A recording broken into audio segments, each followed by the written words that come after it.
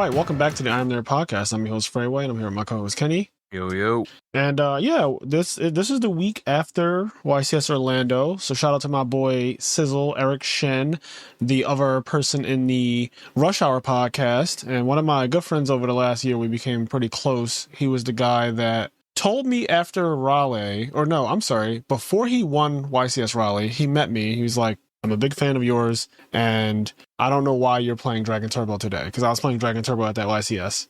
And I took that to heart, which ended up making me switch back to Hero Frogs, because I was trying to cheese people, obviously, with Dragon Turbo. That deck is not honest. It's not an honest deck by any means. It's not a dueling deck. It's a good deck, but it's not an honest deck. And it also does not cater to my skills. So he said that to me, even though I'm just meeting this person, don't know him at all.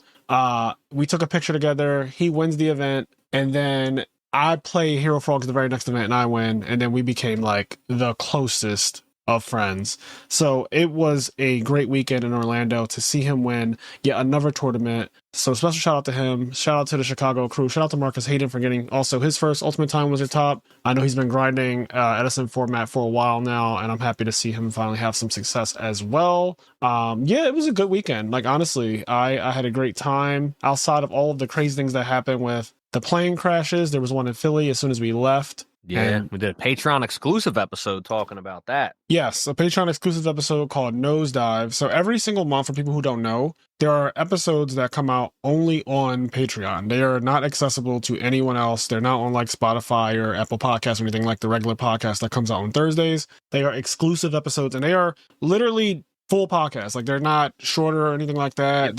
That one, I think, was almost 2 hours. So if you're interested in hearing all of those, because we do one every single month, definitely subscribe to our Patreon. Also, while we're on this, we are doing the Trishula Cup February 22nd, which is going to be an Edison format event with a special rule where you can play one copy of Trishula, Dragon of the Ice Barrier, in your extra deck. So it kind of is to answer the question, what if Trishula was an Edison?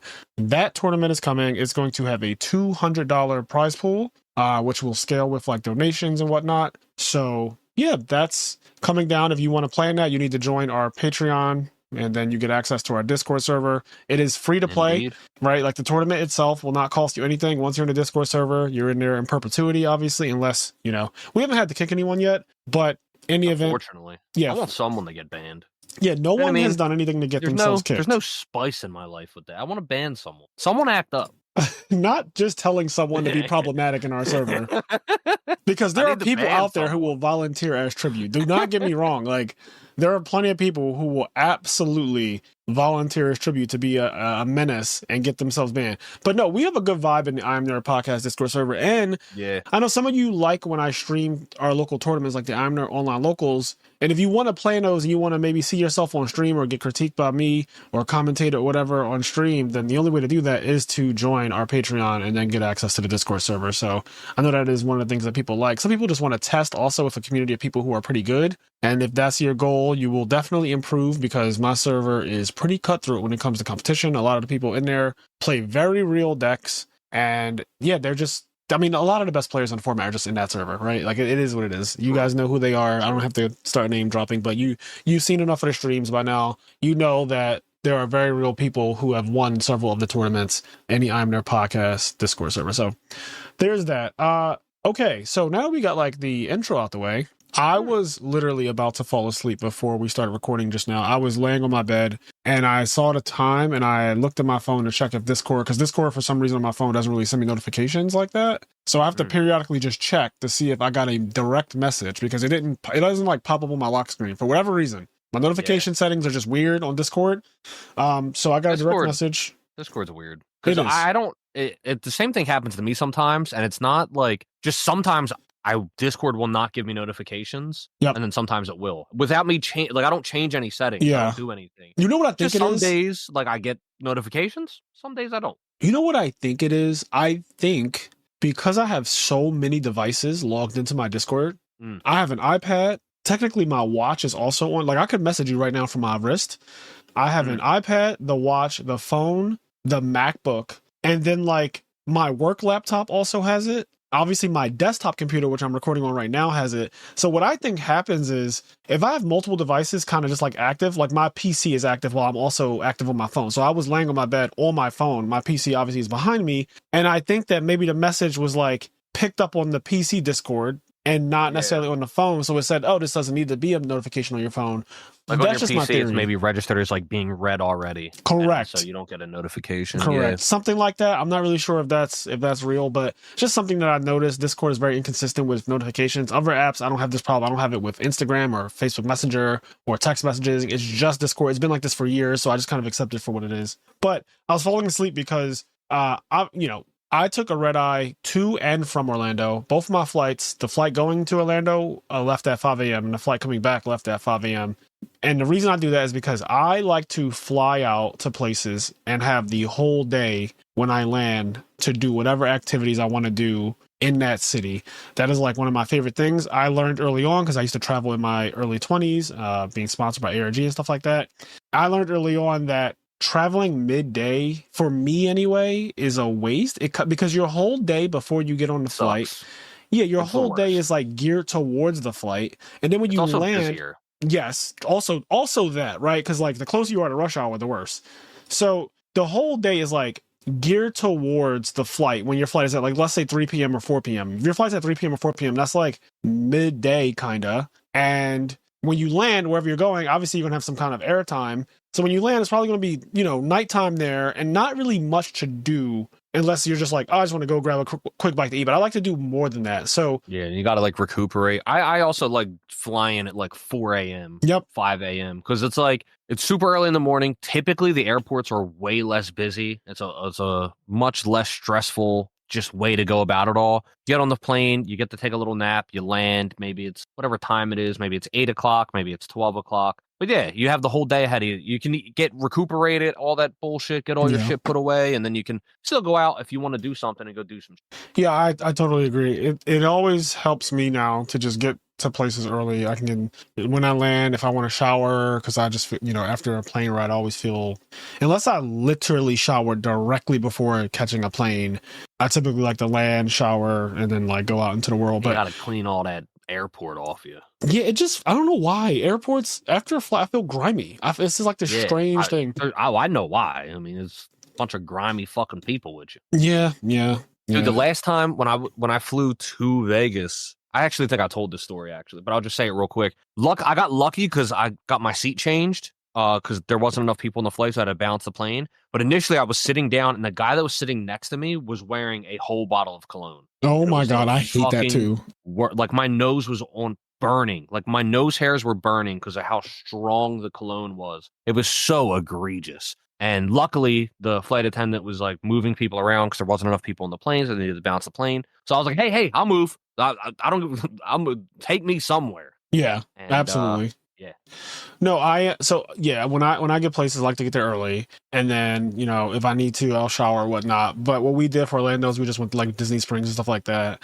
But I got back to Philly on Monday. And I spent that entire day just like, I kind of call it like decompressing, just getting myself back into the swing of things. I have work on Tuesday. I work Monday through Friday usually. So I took the day off on Monday. But I usually, when I get back from YCS, which is often these days, I like to just decompress, put all my shit back where I pull out all these things to travel with myself because I bring like my entire bathroom almost. So I put everything back to where it belongs, put my clothes in the dirty bin, do laundry if I have to, whatnot. And then I start immediately going into like content mode, which is what I did. So Monday we were putting out videos of like, I wanted to make the normal summon tier list video, the live stream. I wanted to make that into a separate video. So I did that. And then I also had a deck profile to post as well. So I posted 2 videos on Monday. And then last night on Tuesday, it was like 10:50 p.m. And at first I was like, okay, I want to do this. I want to put this Teach Me How to Cook episode out. Also, Master and Disaster got edited. Kenny even edited Master and Disaster. We uploaded that yesterday, put a thumbnail on that, uploaded that. So you have like Monday content, Tuesday content. And at first I was like, well, I'm really tired. I've been working basically overtime, not in my actual career job, like not in my accounting job, but just with like content and staying up and consuming content and all this other stuff that's going on. So I was like, you know what? Tuesday night, it was 10:50. And I said, I could just go to sleep right now. And I'm really tired because I went to the gym on Tuesday and I worked out for like an hour and a half and I really exhausted myself. But then when I saw the clock, I was like, man, there's nothing going to come out on Wednesday. And I kind of want it to. So I started editing a video that was like an hour and 30 minutes, which is the Teach Me How to Cook episode that came out featuring Alistair, the Forks deck, the Fishboard Frog deck. And that took, if the video is an hour and 30 minutes, it's probably going to take at least 2 hours, a little more maybe. But it would take me more than 2 hours. If a video is an hour and 30 minutes, it's going to take me at least 3 hours. Yeah, it's going to take a while. Exactly. So the video was an hour and like 30 minutes or something raw. And then I edited it down. I think I got it down to like an hour and 19, which if you think about it, cutting out 11 minutes of content is a lot. It's not really content. What's being cut out is really dead air, because if you guys don't notice this by now, I am one of the few people on YouTube who actually puts out content that is edited. Like I watch the videos, like Kenny watches the videos, and we will cut out like dead air or just erroneous information that doesn't even need to be there. Like if it's just me and my opponent typing back and forth, a lot of times I'll just kind of like go to the end of that conversation, and you can read it on the chat on the screen. It's right there. Everything that's said is right there. You don't need to see a person like typing it out. It's really boring in my opinion. So I try to put out the videos that I want to watch. That's like my mind when creating content, is what I watch this. And I think that one of the reasons why people do enjoy the IMNerd content, they enjoy the content that me and Kenny put out, is because these videos actually have a little bit more effort put into them with the editing and us cutting out a lot of the dead air. So anyway, 10:50 I started editing. I did not stop editing until 1 a.m.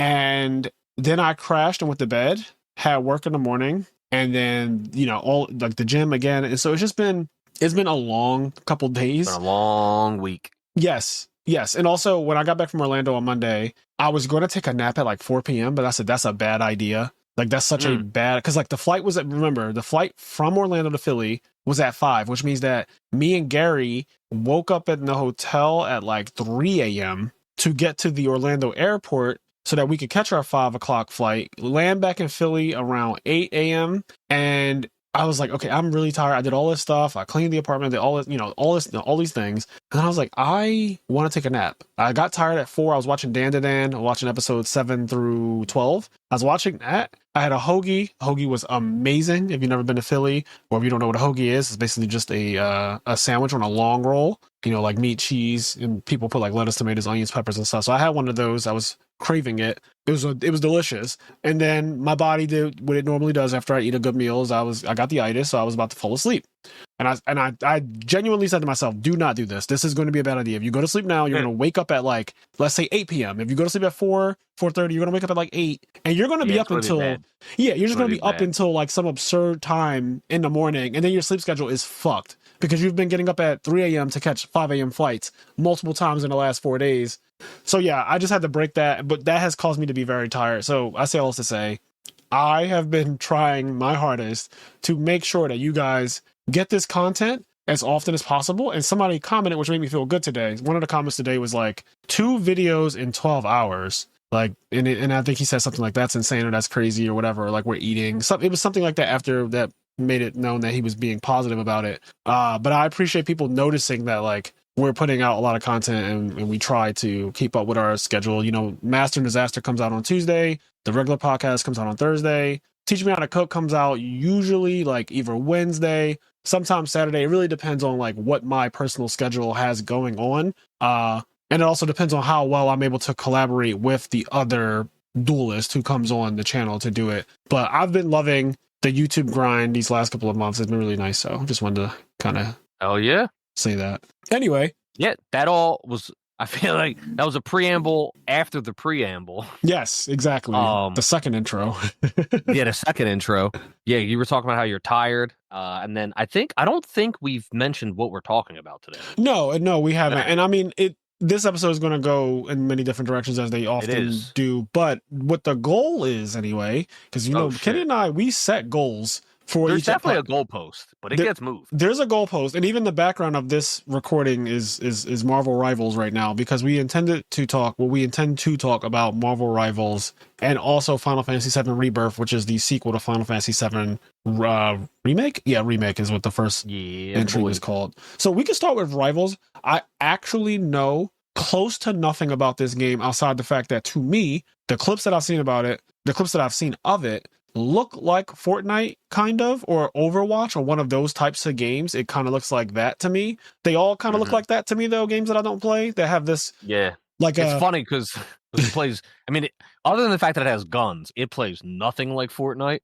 But shit. Okay, well that's good, because I don't think I'm the Fortnite audience. Like I'm not the person that would play for it. I know you guys got in a fork knifing years ago, and at one point you were very addicted to it. I don't know if you guys still play at all, but I know Rivals. It was just like, it was a fun thing to do, because like we were just like, for whatever reason at that point in time, like 5 or 6 of us were just playing the game. It was just a way to like hang out. It was like a fun way to hang out for like a couple months. But, I'm done with that. Yeah. I mean, Marvel Rivals is huge. Everyone that I know who is the type of gamer that would play Rivals is playing it. Like I have a group of friends who are like obsessed with games like that, and they're all playing it. So, you know, I know you play it. I know that like a couple of my other friends who are not really known to the podcast because they're not really Yu-Gi-Oh players, but they also love Rivals and they play this game a lot. And I get it because it's relatable. I think that's one of the cool things about IPs that you actually like the characters from, or like the monsters or whatever. Like in the case of Pokemon, right? If they make a version of this with just Pokemon, a lot of people would, I mean, it would be huge because Pokemon, right? But relatable content. And so when I see things like Overwatch, I'm like, I don't know anybody in Overwatch. I don't know anyone in League of Legends either until the show Arcane came out. And if the show Arcane never came out, I would never have any kind of love for Jinx or V or Vi or anything like that. So, you know, that's kind of like how I feel. Marvel Rivals, I see these characters, I'm like, I know who that is. Like I see Iron Man. Yeah. I know who Iron Man is. But it's fun.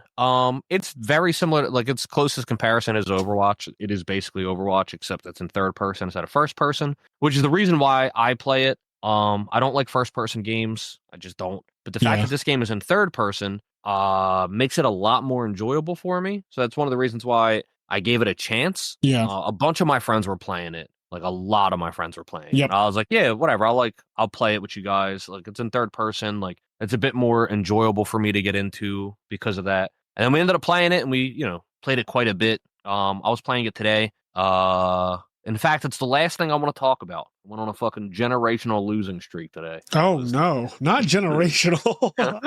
Generational is crazy. Oh my god, generational is crazy. We've been playing a lot. We have like a core group of, in terms of comp, like there's competitive play and then there's quick play, which is just like, quick play is just like, you know, just there's no stakes. And with quick play, there's a bunch of people we can play with. So I got like a bunch of friends to play it on PlayStation, right? Yeah. I can't play comp with them though. I can play quick play with them. It's cross play, and I can do quick play with them. But PlayStation players aren't allowed to do comp with PC players because PlayStation has aim assist. Oh shit! So because you use a controller, so because consoles have aim assist, and PC doesn't, they're not allowed to be in comp together. Yeah, I mean, because essentially, even with aim assist, I feel like most of the times PC is still better because like you just have finer control with aiming with the mouse. Right. But at the end of the day, aim assist is aimbot. Like it makes it easier to aim. So you can't mix them. But anyway, in terms of playing comp though, we have a much smaller group of people we play with, and we've been climbing the ranks, doing really good, feeling really good. Mm-hmm. You know, working together. And yesterday we had a really good win streak. You know, pulled it through, and today we played, and things just did not go. Things did not go well. So can you explain to me? I lost a lot. Explain to me, as someone who doesn't really know, like, the goal, how do you win? Because when I say I genuinely don't know what the, like, I know it's a team thing, I know that part, and I see that, and I'm starting to see posts about healers and how people tell them to change character or something like that, or change class or whatever, like mean things, but it's kind of funny, like they're trying to be funny, like they're getting yelled. Like I see skits and stuff of people getting yelled at, but I don't fully get the context. I never played the game and never really watched a full set. So like, how do you win in Marvel Rivals? What's the goal? So before that, I just want to give another small bit of context. Because you mentioned that one of the things everybody's playing this game, Marvel, it's a recognizable IP. Something I just want to say to give this game credit. It is basically an Overwatch game, like how Overwatch kind of was the biggest hero shooter. TF2 came before it. I don't know if anything came before TF2, but it goes TF2. you get Overwatch, and then from Overwatch, there was like 100 of these kinds of games that came out. Right. And they basically all failed. Marvel Rivals is the first one that like actually is a real competitor to Overwatch. And there's a lot of people saying the only reason why it's a competitor is because it's Marvel and that's a recognizable IP. But I'd like to remind all those people that in the last 5 years, Marvel put out a lot of video games and they all fucking flopped because they were terrible. There was a Guardians of the Galaxy game. There was an Avengers game. Like Marvel put out a lot of video games and they fucking flopped. They were horrible. Yeah. So the reason why this game is doing so well is because it is a really good game. That's why it's doing well. And then it being Marvel helps. But if it sucked like all the other games Marvel put out in the last 5 years, then it would have just flopped like everything else. Like every other Overwatch clone and like every other Marvel game, it would have flopped. But unlike all the other Overwatch clones and all the other Marvel games, it's actually really good, and so it didn't flop. In terms of the point of the game, there's multiple game modes. There's they have in-game names, but I'm gonna just call them what they are. There's one that's like King of the Hill, where basically both teams start like in their spawn room. There's a whole map, and then there's a central point, and you have to control that central point for a longer period of time than your enemy. So you guys like get in fights, you know, you team wipe them, they team wipe you, whatever. You have to control the central point and then hold that central point for a period of time, and then like until it gets to 100%. And if they kill you and they take control of the point, then like their meter starts building up. So basically, King of the Hill is like you guys are fighting to control this central point for an amount of time, and then it's like a best 2 out of 3. There's like 3 rounds of that, and yeah, it's a 2 out of 3. Then the other mode is like push the payload, basically, where essentially one team has like a car that they have to push all the way to the other side of the map, and the other team is trying to stop them from making progress. So one team is just like defending and trying to stop them from like pushing this car to the other side of the map. Yep. And then the other team is trying to push it. When you do that in competitive, you play both sides. So like you load in and first you play as the team that's pushing, and then let's say you make it halfway, then you play as the team that's defending, and then you have to stop them from getting as far as you got to win. And then if you guys both make it to the end, then you go into double overtime and you do more shit. So which one do you like the most out of these game modes? I like push the payload the most. I think it's like the more interesting game mode. I also think I think it's a more interesting one. Domination can be weird. Domination's King of the Hill. That mode can be kind of weird. It's still really fun, but yeah, I like push the payload more. Competitively, I like playing both sides of the map. Yeah. I was gonna say competitively, what do people prefer? Like, what's the popular one? Like, would you say that when you watch a clip, can you tell which mode they're playing by just seeing like a clip of? Yeah, you can tell what mode it is just by looking at it, because the maps are all different and stuff like that. Okay, cool. I don't know what like the top players in the world prefer, but most of my friend group prefers push the payload. Gotcha. Yep. So I don't know if that speaks for everyone, but all of us as individual people who play the game and enjoy the game, we all tend to like push the payload the most. It's kind of, in my opinion, the most interesting mode. Yeah. No, that does sound fun. It sounds hard though. When I'm thinking it's about very hard. Yeah, Kenny, like as I'm listening to you talk, I'm thinking about how hard it is in any game to defend something and keep it alive, because we've played games that are not Overwatch clones, like Final Fantasy games, or really any RPG at some point will make you defend something or keep something alive. Yeah.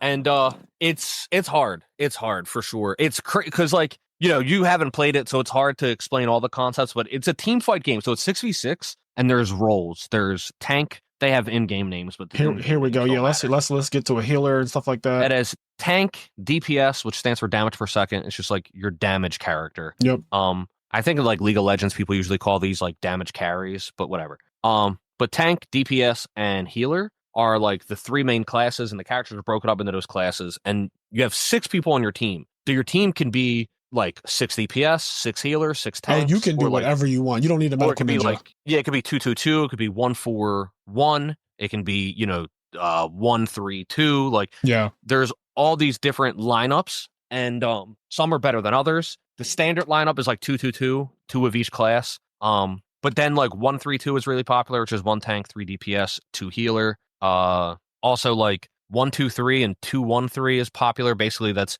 either 2 tanks and 1 DPS, or 2 DPS and 1 tank and 3 healers is really popular. There's three healers is crazy. Yeah, there's a bunch of different team comps. It's really fun. It's frustrating when like you just have a bunch of people that just want to play DPS. In comp though, as you climb, that happens less and less. Like, people always complain about that, but like in comp, in my experience, people will switch. Like, they because at the end of the day, like their ranks on the line too. And if you load into the match and you have 5 DPS and fucking 1 healer, like you guys aren't going to, unless you're the greatest players on the planet that happen to be in bronze. Like you're not going to win. Like it's just not going to happen. Can I ask a question about something that's slightly confusing to me? What you just said. Yeah. So you said people do switch because their rank is on the line. Are you telling me that when you load in, you see the composition of a party and then you can choose what you want to be from there? Like at what point did you choose? I thought that I would be loading in as, if I wanted to load in as Scarlet Witch. I don't know what class she is, but like if I wanted to load in as Scarlet Witch or some shit, that's just my character. What happens is, it's a 6-player game. You could load in with a whole 6 of your friends and play, and then then you guys are just on Discord. Yeah. You guys coordinate. Typically, like I'm playing either. It'll just be like me and Connie, and so we'll load in as 2 people, and then like there'll be 4 other random people in the world that is on our team. Or we'll load in with like 4 people. It'll be me, Connie, and like 2 of our other friends, or what we do the most, either like 2 stack or 4 stack. But you load in, and then it's the character select screen. And then so like maybe you pick Iron Man, and then somebody else picks Wolverine, and then somebody else picks fucking Hawkeye. Right. And somebody else picks fucking Squirrel Girl. And then I type in chat, hey guys, can someone pick healer? Right. Like we can't all. And what typically happens if like a DPS says that, or if any, I'll tend to be like, I mean, you could pick healer. You know what I mean? Yeah. Like, no one's stopping you from picking it. I tend to play tank, which is the least played class. No one plays tank. So I never switch because I'm always playing, like nobody fucking plays tank. So I never have to worry about being the one to switch because nobody plays the class. Nobody can say, why don't you play healer to me? Because it's like, I'm already playing a class that no one's playing. So why do people not like tank? I don't know, because people are lame. Lame. What Marvel superheroes or villains or whatever are tanks? Like, who's a tank? It's Magneto. So Magneto, Groot. Well, wait. How do people not want to play Magneto after that fucking last season of Marvel 97, like X-Men 97? People are lame. There's Magneto, Groot, Doctor Strange. What? Penny Parker. Yeah. The Hulk. Bro, how? How are people arguing about? I would be like, yo, I'm playing tank, and you guys like y'all need to figure out the rest. Tank can be miserable because like you are the focus of the team's ire. Yep. Everybody is trying to kill you. You're always getting CC'd. For people who don't know, CC means crowd control. You're the one that like they freeze you, they put you to sleep, they stun you, they fucking wrap you in webs. They hate you. Like you are the target of everyone's ire. This is very up my alley. I'm a tank in real life. Yeah. So you just like I was one of the first tanks. You just get like fucked on a lot, and it's just like, oh my god. But it's an integral role. It's it's a really you need it. role. I mean, I like this role. Funnily enough, in Monster Hunter World, there's a collab with Final Fantasy. Everyone knows about this with Behemoth. You fight Behemoth, and they designed that fight to not play like Monster Hunter, but to play like Final Fantasy 14. Now, Final Fantasy 14 is an MMO, and so you have things like tanks and DPS characters, and you have your healer, just like what you're describing here. And in that fight, literally, there's a red line from the Behemoth to whoever is the tank on your Monster Hunter squad. Like if you have a lance, like somebody with a lance or a gun lance or a heavy bowgun with a shield equipped to it, you could even do it with a great sword technically, like, but someone ideally who can block. Let's start there, and not a sword. Great sword can block. Exactly. It can block, and if you give it guard up and guard +5, greatsword is like one of the best block weapons in the game because it's also one of the best DPS weapons in the game. So anyway, I've seen what it's like to be a tank, and I've been a tank with a heavy bowgun before, where the Behemoth is literally, there's a red line on my character from the Behemoth. Like there's a fucking line showing that it is only going to go after me for however long, and I have to be good enough to know how to dodge or block each attack, because it's not as straightforward as like, okay, just like stand there and shield. Like it's not that. It's way more involved than that. And there's also goals where I'm trying. Cool. I didn't know. I knew Behemoth was in the game. I didn't know they changed that much of how the system works for that fight, though. That's cool. Yes, it even says on the right side of the screen, Frazier has Behemoth's ire. Like it says it. Yeah. And then the red, everyone can see the red line. What's funny though is that it doesn't determine who's going to be aggressed by who has a shield. It really determines it by who hit it at a certain time, and like then it's like, oh, you want to fight. And then you draw its attention by doing DPS to it and whatnot. So what I'm saying is that the Dual Blades character, who should not be the tank, can end up becoming the tank accidentally. And now you guys are like in trouble because he's attacking the Dual Blades character. They don't have an option to really like stop themselves from getting one-shotted and stuff. You know, they don't have any block. Yeah. They do have, they're fast technically, but you gotta run around. Yes. Gotta be a dodge tank. Yes, which is annoying though for the group because we're trying to attack this thing, and if you're moving too much, this is why Greatsword is good at it because Greatsword doesn't move that much, and this is why Heavy Bowgun is also good at it because Heavy Bowgun doesn't move that much. Same with Lance and Gun Lance, they kind of stay in a spot. The people will keep coming to that spot, and everyone can focus on it. So I like the idea of that. So when you're saying you like being a tank, I'm like, I remember doing that, and I didn't mind it because I thought I was good at it, and I was able to play other roles as being the DPS and stuff like that at times. But for the most part, I liked being the tank and never the healer. I'm not built for that. So if people are trying to get someone to switch to healer, I'm just getting quiet at that time. I'm like a girl on a date. Like I when a check comes, I'm not speaking. I go in my phone. Like I just go in my phone. The check comes to the table, and I am looking away. That's how I feel about being a healer. Yep. Yeah, tank is fun. It's I like it. The main reason why I play it so much though is just because it is the least played class. I do like playing some of the other classes. Healer is really fucking fun. A lot of the healers are really fucking cool. Can you name some of the healer characters? Rocket Raccoon. Oh, I like that. Rocket Raccoon, Cloak and Dagger, Mantis, Luna Snow, Adam Warlock. Ooh. I feel like I'm missing someone. Jeff the Landshark. Oh, Loki, and Jeff the Landshark. Yeah, and Loki. I think that should be everyone. Invisible Woman. Mantis. I don't know if you said Mantis, but yeah, I did say Mantis. She's from Guardians of the Galaxy. Gotcha. Yeah, I just saw a list, a little listy poo, but okay. So those are the healers. They're really fun though. Like it's not being a healer isn't like corny. You're not like a little heel cuck. Like there's a lot of like.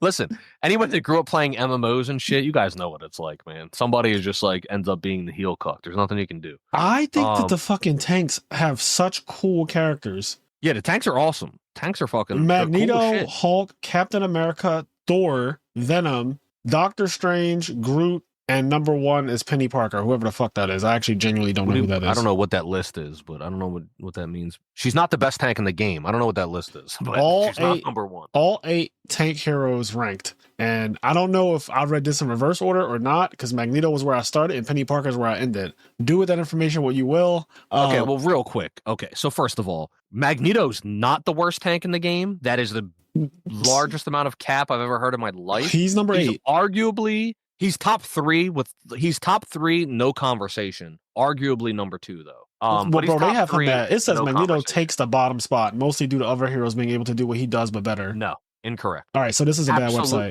Just incorrect. Oh, I didn't realize I was on GameSpot.com. Yeah. 1 billion% incorrect. Yeah, and if you're listening to this and you don't know what GameSpot is, let's just say it's unreliable. Yeah, that's just wrong. That's just wrong. He's arguably the second best tank in the game. I see Venom has but without a doubt, he's top 3. The best tank in the game is Doctor Strange. Okay. And it's not close. Oh, I seen a funny video where a guy, they were like, open a portal, open a It was a bunch of black people and they were screaming at this guy. They were screaming at their friend, open the portal, bro, open the portal. And I didn't know why. Like, it's funny. Black people are so funny without even knowing what the fuck is going on. Like, I don't even know what's going on. I just found them to be funny because their mannerisms were so ridiculous. But they were all freaking out. Open the fucking portal, hurry up. Put the portal over there. And like the dude, when he finally spawned it, he spawned it like in the air somewhere. And when they went into the portal, they all died immediately because it sent them somewhere bad. And they like raged on their friend. Like they jumped into this. First of all, where the portal was at was inconvenient. And then when they got inside of it, they teleported to some realm where it was like hostile as shit. And they just died. And I was crying and I had no idea like what I was really watching. But him trying to open a portal and failing at it, like just trying to do it is so funny. Man. He just kept on doing a little like spin thing. Like, you know the thing that Doctor Strange, he kept on doing that, but like it wasn't, I was thinking to myself, how is it not just working? How is it not just he presses a button and spawns? Like, what is he doing wrong?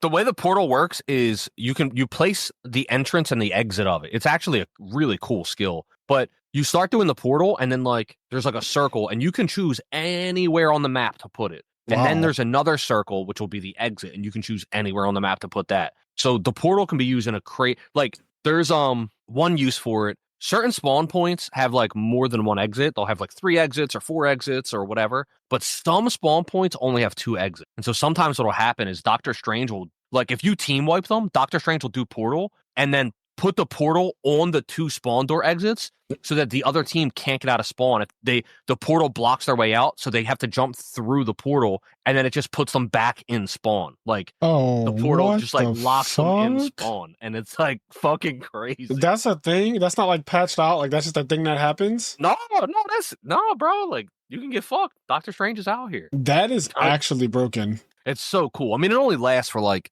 I don't know, 10 seconds, but it's enough to like get time so you can push the cart further and stuff like that. It's really cool. And when you use it, the portal's on like a fucking 200-second cooldown or something. Right. It's on a really long cooldown, and there's a lot of really cool ways to use it. So you find your way to use it, and then you can't use it again for a long time. But yeah, Doctor Strange is the best tank. Magneto's arguably number 2. Number 3 is like, I don't know, maybe like Groot or Thor, something like that. It's debatable, yeah. But Magneto and Doctor Strange, top 2. Yeah.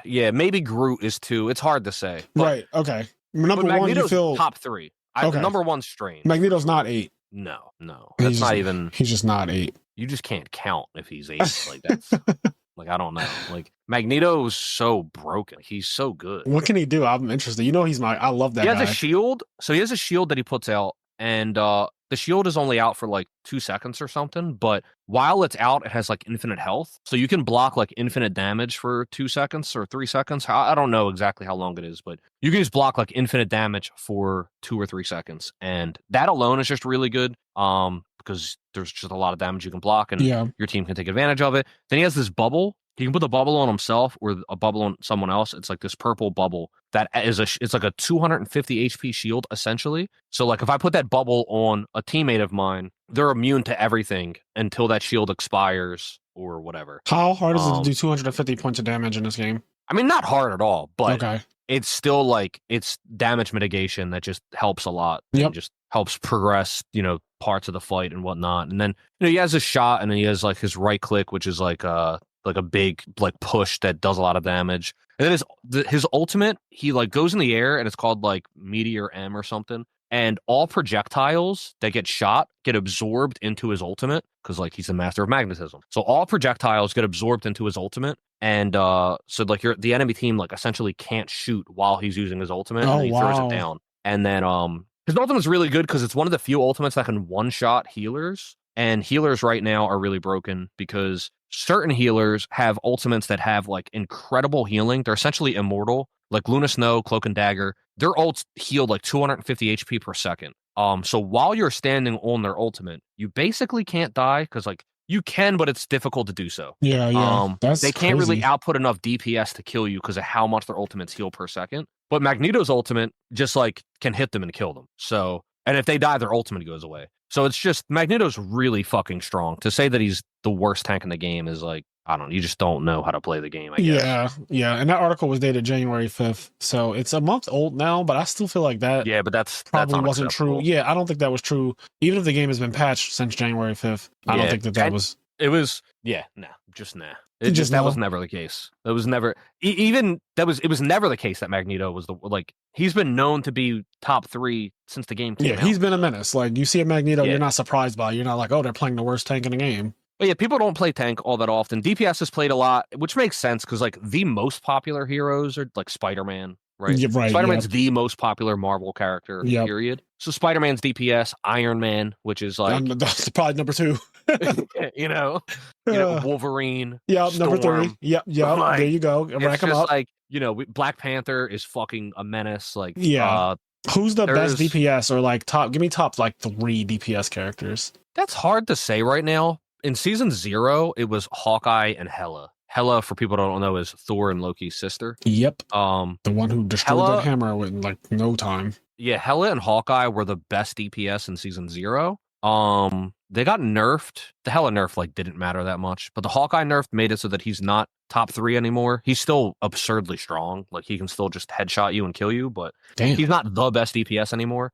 Storm in season 0 was considered bottom 3. She's now considered top 3. Okay, I like that for her. Love that. I feel like she's an Omega level mutant. She should be... Put some respect on her name. She's currently one of the best DPS. How Spidey? So Spider-Man's really good. He's fucking annoying. He's just so fast. Web and ball. He can just he's annoying Web shit. swing. So something that's really cool about the game is that there's team-ups. This is something that's really unique about it that the other games of this genre don't do. You gotta have something unique. There's like, they're Marvel characters. They have team-ups and breakups and all the, the Avengers assemble and then they disassemble. You know what I mean? Yeah. So characters have like team-ups. So for example, the Hulk, he has this thing where if the Hulk is on the team, Iron Man and Doctor Strange get buff. So like Iron Man is just Iron Man, but if Hulk is on your team, Iron Man is better. If Hulk's on your team, Doctor Strange is better. So it's like the gamma buff. So Iron Man like can fly and he shoots these shots down that have like an AoE splash. And then he also has his chest beam where he like fucking pumps his chest out. Yeah, and he fucking unibeams you, right? And it's this really strong beam. And then he has a power up where he can make the beam stronger and he can make the AoE splash damage of his attacks bigger. If Hulk is on the team, when you do the power up, it becomes like a gamma beam and it fucking shreds your health. And it makes the AoE splash even bigger. Hulk Iron Man is one of the strongest team ups in the game. And then Hulk Iron Man Strange is one of the strongest like 3-man cores in the game because Hulk is just strong. Strange is the best tank in the game. Iron Man is a good DPS, but he comes broken with Hulk. So if you have Hulk, Iron Man, and Strange, it is like really difficult to deal with. It becomes. Is it blatantly something in the game? Is like when you have these characters, your team is overtly buffed? Yeah. Like if you pick Hulk and then somebody picks Iron Man, when you start the game, it'll like show up like team up and it'll show like Hulk and Iron Man. So there's multiple of these in the game, I assume. Like there's several. Yeah. Like there's one with the Punisher. It's the Punisher, Winter Soldier, and Rocket Raccoon. If they're on a team together, Rocket Raccoon can put down this ammo beacon, and if Punisher or Winter Soldier is within the radius of the ammo beacon, their fire rate of their gun gets increased by 67%, and they have infinite ammo. That is such a high percent. What the fuck? So, like, Punisher in the ammo beacon for Rocket Raccoon is just like fucking shooting. Gunning them down, yeah. I thought you were going to say Punisher and Black Panther. Why Punisher and Black Panther? What? Because the Punisher would racist? Probably be trying to arrest him the entire time. I feel like the Punisher would just actively be trying to arrest T'Challa. You don't think that he would be trying to arrest T'Challa? He would be gunning for T'Challa the entire fight, trying to arrest him. This shit got crazy. You don't think he'd be gunning for him? I think he'd be gunning for him. I don't know. I think the Punisher and T'Challa would be such a good team up because they would cause chaos on the field with T'Challa running around and like the Punisher behind him popping caps, just like busting caps. And like T'Challa's unarmed, like he has nothing on his person. He just has claws, but like he looked like a gun to the Punisher. So the Punisher just. Oh my god, you just reminded me. There is a fucking hold on. It's going to get great. So there's voice lines. The characters talk to each other. Okay. And there's a voice line if you're on the Wakanda map. In the Wakanda map. Nope, already. No, this is awesome. Kenny, right? Don't get us canceled, please. No, this isn't going to get canceled. So if somebody's using Captain America and somebody else on your team's using Black Panther. Now, these two characters don't have a team up. But if Captain America and Black Panther are on the same team and you're on the Wakanda map, randomly, I think like sometimes if you get a kill or like something as Captain America, he'll say America and Wakanda forever. Jesus. That is okay. Dude, I was laughing so hard the first time I heard him say that. He's America and Wakanda forever. Also, speaking of Punisher, if Captain America kills the Punisher, he says like just another criminal. Like he just like talks. Damn. So they even have kill lines too? Yeah. Is Xavier in a wheelchair in this game? He's not in the game yet, but he will be at some point. Okay, yeah. Penny Parker, for people that don't know, she's in the Spider-Verse movies. She's like the girl. She like controls like a spider robot. She's one of the mini Spider-Men. Yeah. When she kills the Punisher, she says, like, looks like I'm doing the punishing now or something like that. That sounds kinky as hell. That sounds kinky as hell. Penny Parker, you got my number. Hey. But yeah, there's a bunch of cool shit. The team ups are cool. It has a lot of flavor to the game. Like the Hulk and Wolverine have a team up where the Hulk can hold Wolverine and then just throw him in the air, and Wolverine like fucking flies. There's cool. Awesome clips on like TikTok of like Iron Man in the sky being a menace, and then out of nowhere Wolverine flying through the sky because Hulk threw him, and Wolverine like catches Iron Man and brings him off stage and just like kills him. That's so unhinged. That's so fucking dude. There's this TikTok. That's so unhinged. I saw it from like 3 different angles. It's so fucking funny. First, I saw it from the angle of like the Wolverine, where the Hulk throws the Wolverine and the Wolverine goes in the air, and the Iron Man like doesn't see them till the last second and turns and sees them, and the Wolverine just like captures them and like kills them, right? He like throws them to a ditch, right? And then you see it again from the Hulk's perspective, and you get to watch it from far away, like how this happens. It looks so funny. But then the best is you see it from Iron Man's perspective, and you get to hear his comms. He's talking to his friends, and he's in the air shooting. He's like, "Oh my god!" He's like screaming, and Wolverine is just like, and like in the air and just fucking grabs him, jump scares him, drags his ass to the depths. Oh my god! Not a jump scare in the game. You fucking turn around and you're mid-air and you think that you're safe, and you turn around and fucking Wolverine is lunging at you. Yeah, and he's like claws first too, like claws first, and he just fucking grabs you, and then like, and then just like throws you into a ditch, bro. Like it's so crazy. He just goes at you claws first. Yeah, man, it's OD. The team ups are really cool. The gameplay in general is really fun. It's just a really really fun game. Like there's some fucked up shit like Spider-Man.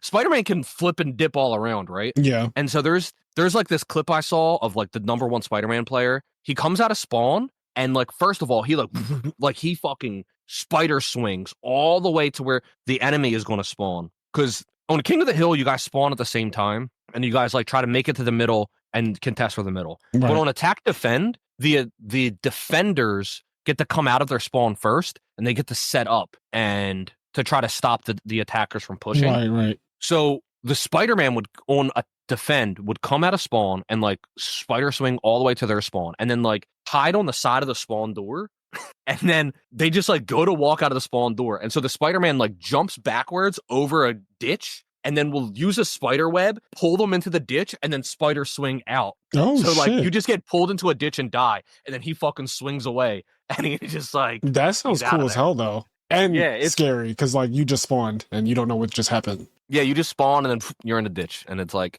oh my god. And Spider-Man is super strong too. That's when you think about Spider-Man, he's so nimble, so small and nimble. But then you have to realize that this motherfucker legit has super strength. Yeah, insane strength. It's funny. I was using Thor one time, and the Spider-Man on the other team kept trying to knock me off stage. He kept like webbing me up and yanking me to pull me in a ditch. But I'm Thor, and so I just like use my hammer and I fly back up. And it happened multiple times, like the entire game, to the point where one time mid-match, like I literally, like in the middle of people fighting, I just stood there and started typing. I said, Spider-Man, like you got to try killing someone else. Like you're not, I was like, you are fucking 0 for 15 on me. What's this ditch shit you keep talking about though? Like what's pull him in the ditch? Is that real? Yeah, because there's a bunch of different maps, and some of the maps will have areas of the map that are essentially just like a ditch that it just kills the person. Yeah, like if you fall in it or somebody knocks you in it, you just die. Like spikes. Okay. Yeah, in general, like that almost never happens, but it can. It can. Yeah, you get like pushed into it, or and the best player in the world, the best Spider-Man in the world. Sorry, he has caught people who are not as good with that. Yeah. So on that note, he only plays against people that are of his skill level. Right. So like the ranks are like bronze, silver, gold, platinum, diamond, grandmaster. And then after Grandmaster, it's like some other rank. But essentially, like after Grandmaster, there's like 2 more ranks. But those ranks essentially are like top 500 and top 100, if I have it understood correctly. The highest I've made it is Platinum. I'm trying to get to Diamond and Grandmaster. I don't think I'll never be in top 500. Like, because that means that the game is like at that point in your life, right? Yeah, if I'm top 500, I'm gonna start making money on this fucking. Right, you know what I mean? right. Like I'm never going to be good enough to be top 500 unless like I know life the fucking game and whatever. Yep. But I do want to get to like Diamond or Grandmaster, just because I think those are attainable. Like I think I could probably eventually hit Diamond or Grandmaster. Everyone is getting individual special points and stuff per match, even though it's a team game, or are you guys all being allocated the exact same amount of points to level up? I don't think we don't get allocated the exact same, but like if I'm gold 2 and you're gold 2, in general, so it's like bronze 3, bronze 2, bronze 1, silver 3, silver 2, silver 1. If you and me are both gold 2 and you and me are queuing together, and we're winning and losing the same amount of games because we're playing at the same time, the points might be slightly different here and there, but in general, we're going to rank up around the same time, and we're going to D-rank around the same time. Gotcha. Depending on how we do. Is this scoring you based on things that actually happen within the game, like how in MMA, like, you know, if you do a takedown, some people say it does. I can't really tell. Like some games, like I'll win, I'll get 25 points. Some games I'll win, I'll get like 37 points. Okay. Some games I'll lose like 15 points. Some games I lose like 30 points. And I can't really tell if it's based on my performance or not. I can't tell if it's just fucking random. Right. Yeah, I don't know if it's like an elo thing where you lost to somebody who's kind of bad, so that's why they gave you. Yeah, like I can't really tell.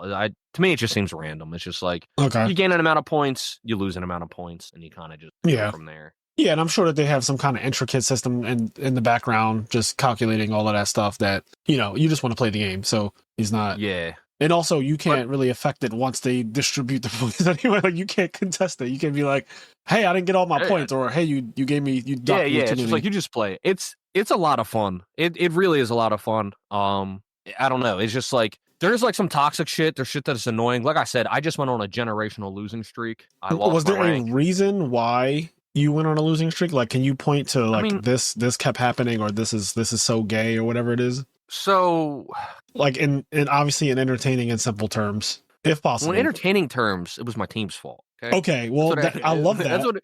That's what everyone always says. No accountability. But it's true. No, but in all seriousness, I do not play shooters. I didn't grow up playing shooters. I'm not a shooter god. I don't have god aim. Yeah, me and you are just not those types of people. We grew up playing Zelda and Final Fantasy and shit like the RPGs and stuff like that. In my opinion, I think I have really good game sense and a really good idea of like objective priority and like what needs to happen, when it needs to happen, and like when you need to switch focus. Sometimes it's I agree with that. Okay, we have to kill this character, and then like, and there's a moment in time when it's true that that's the most important person to attack. But then the very next half second, something might change, and you have to change your target like priority. Right. And I feel as though I'm really good at like executing that game sense. You understand the flow of the battle. Yeah. I don't have the best aim. So like sometimes it's frustrating because I know the path to us winning, and it's like I'm shooting the right person, but I'm not landing all my shots. And it's like if somebody else would just shoot them with me, we would win. Or if I was good enough to just land all my shots. But if somebody else would just shoot them fucking with me, we would win. So I say this to say shooting is a big part of this game, like in terms of DPS, I guess, like projectiles is what's happening. I mean, everybody shoot, well, to a degree. Like, for example, Iron Fist is in the game. Iron Fist doesn't have a gun of any sort. He just runs up and punches you in your ass. Okay. So there's some characters that just like beat the shit out of you with their fists. Actually, I saw like a character that kept jumping and throwing some fucking projectile over and over again. I watched a video. He was one of the top players. He just probably Namor. Yeah, I think that's who it was. He kept jumping. He looked like Poseidon, so it definitely was Namor. He just kept jumping around and throwing something over and over again. That's all he did the entire video. Yeah, Namor's broken. He's really fucking good. Really good. He's awesome. I like him as a character too from Wakanda Forever. I thought he was. I mean, he made the movie for me. Yeah, I want to get that skin. The Wakanda Forever skin is in the game. I have not spent a dime on this game, by the way, which I'm also happy. Great. Haven't spent a single dime. Oh wait, it's a free to play game. Like I could just go download it on Steam and play it. Yeah, it's completely free. I was playing with Gary, and Gary's lame. I was playing with Gary and he's lame. Well, you know how he is. Yeah, he was having fun. We were all playing together. We had like 6 of us together playing, having fun. And then we wanted to play ranked. In order to play ranked, your account level has to be at least level 10. So like they're not, you have to be level 10 to play ranked. And so we were playing with Gary a bunch. We got him to level 10 so that he could play ranked with us. And then he was like, all right, I'm done. And I thought he meant done for the day. No, he meant done. He was like, I don't play the game anymore. And I was like, what the fuck are you talking about? That is hilarious. So I don't know what that was about, but I got Gary'd. I forget what I was going to say. Oh, yeah, aim is important. It's not the most important thing. You can be really good and succeed without having godlike aim. But yeah, it's a free-to-play game. Anybody can just download it and play it. It's really fun. So I say all that to say, though, in those games where we lost, I'm not delusional. I know that I could be better. I know that I could get better. I know that I could play the game better. I know that I'm not the best player in the lobby. I know that. However, I do feel as though a lot of times the other people on my team, even if they're mechanically better than me, their target priority or their objective focus is like really fucking bad. Yeah. So a lot of times we'll be in situations and it's like, if the fucking Star-Lord, who's just like in McDonald's, like in the fucking back somewhere, like not doing anything, like, because some people, like, being a flanker is important, right? And getting kills as a flanker is important. But some people will just like go and they'll hide the entire game and like they'll never die. But like they'll get a flank and they'll get a flank here and there, but they'll get useless flanks. Like they're getting kills,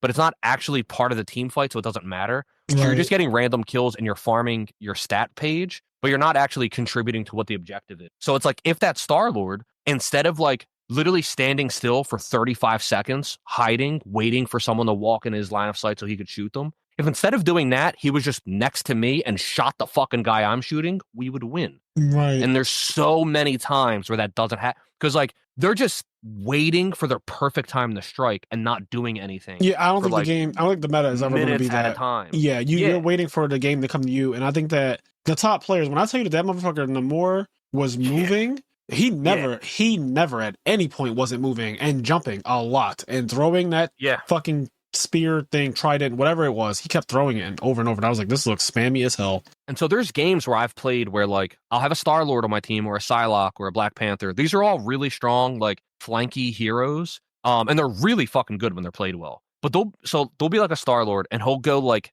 17-3, like 17 kills, 3 deaths, which are really good stats. And he'll be like, I fucking carried. What else do you guys want me to do? But what's not shown there is that the way he got all those kills was he literally just sat in a corner, waited for like a random person to walk by, killed them, and then hid in the corner again. Whereas the rest of us are on the objective fighting, and then like if he was just and so like he's getting random kills that don't matter because they're not part of like the fight. Mm-hmm. And then like we're in the fight and we need help here, and like nothing's fucking happening, and then like it's kind of things fall apart. This is a very loose comparison, but it kind of reminds me of Steph Curry and Klay Thompson. So they're both the greatest shooters of all time.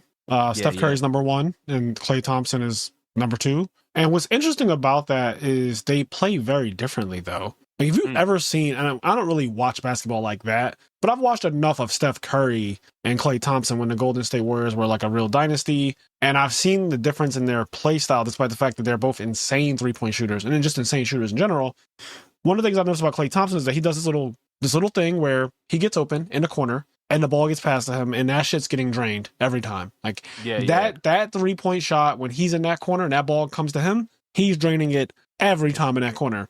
What makes Steph Curry the best shooter of all time, not just like opinion wise, but also like stats wise, is that this motherfucker is moving the entire time, and he's being double teamed. He's being double teamed all the time, if not sometimes actually triple teamed, funnily enough. But you'll see an entire defense come after Steph Curry. He has absurd handling of the ball. He will navigate through all the defenders and still score, or he will just shoot from the half point line on the court. And he's crazy. Yeah, he'll just shoot from half court and make it. So what's scary about that is he is active at all times. You can never take your eyes off of him, and he's never waiting for anything to happen. He's making shit happen. Now, granted, that is his position.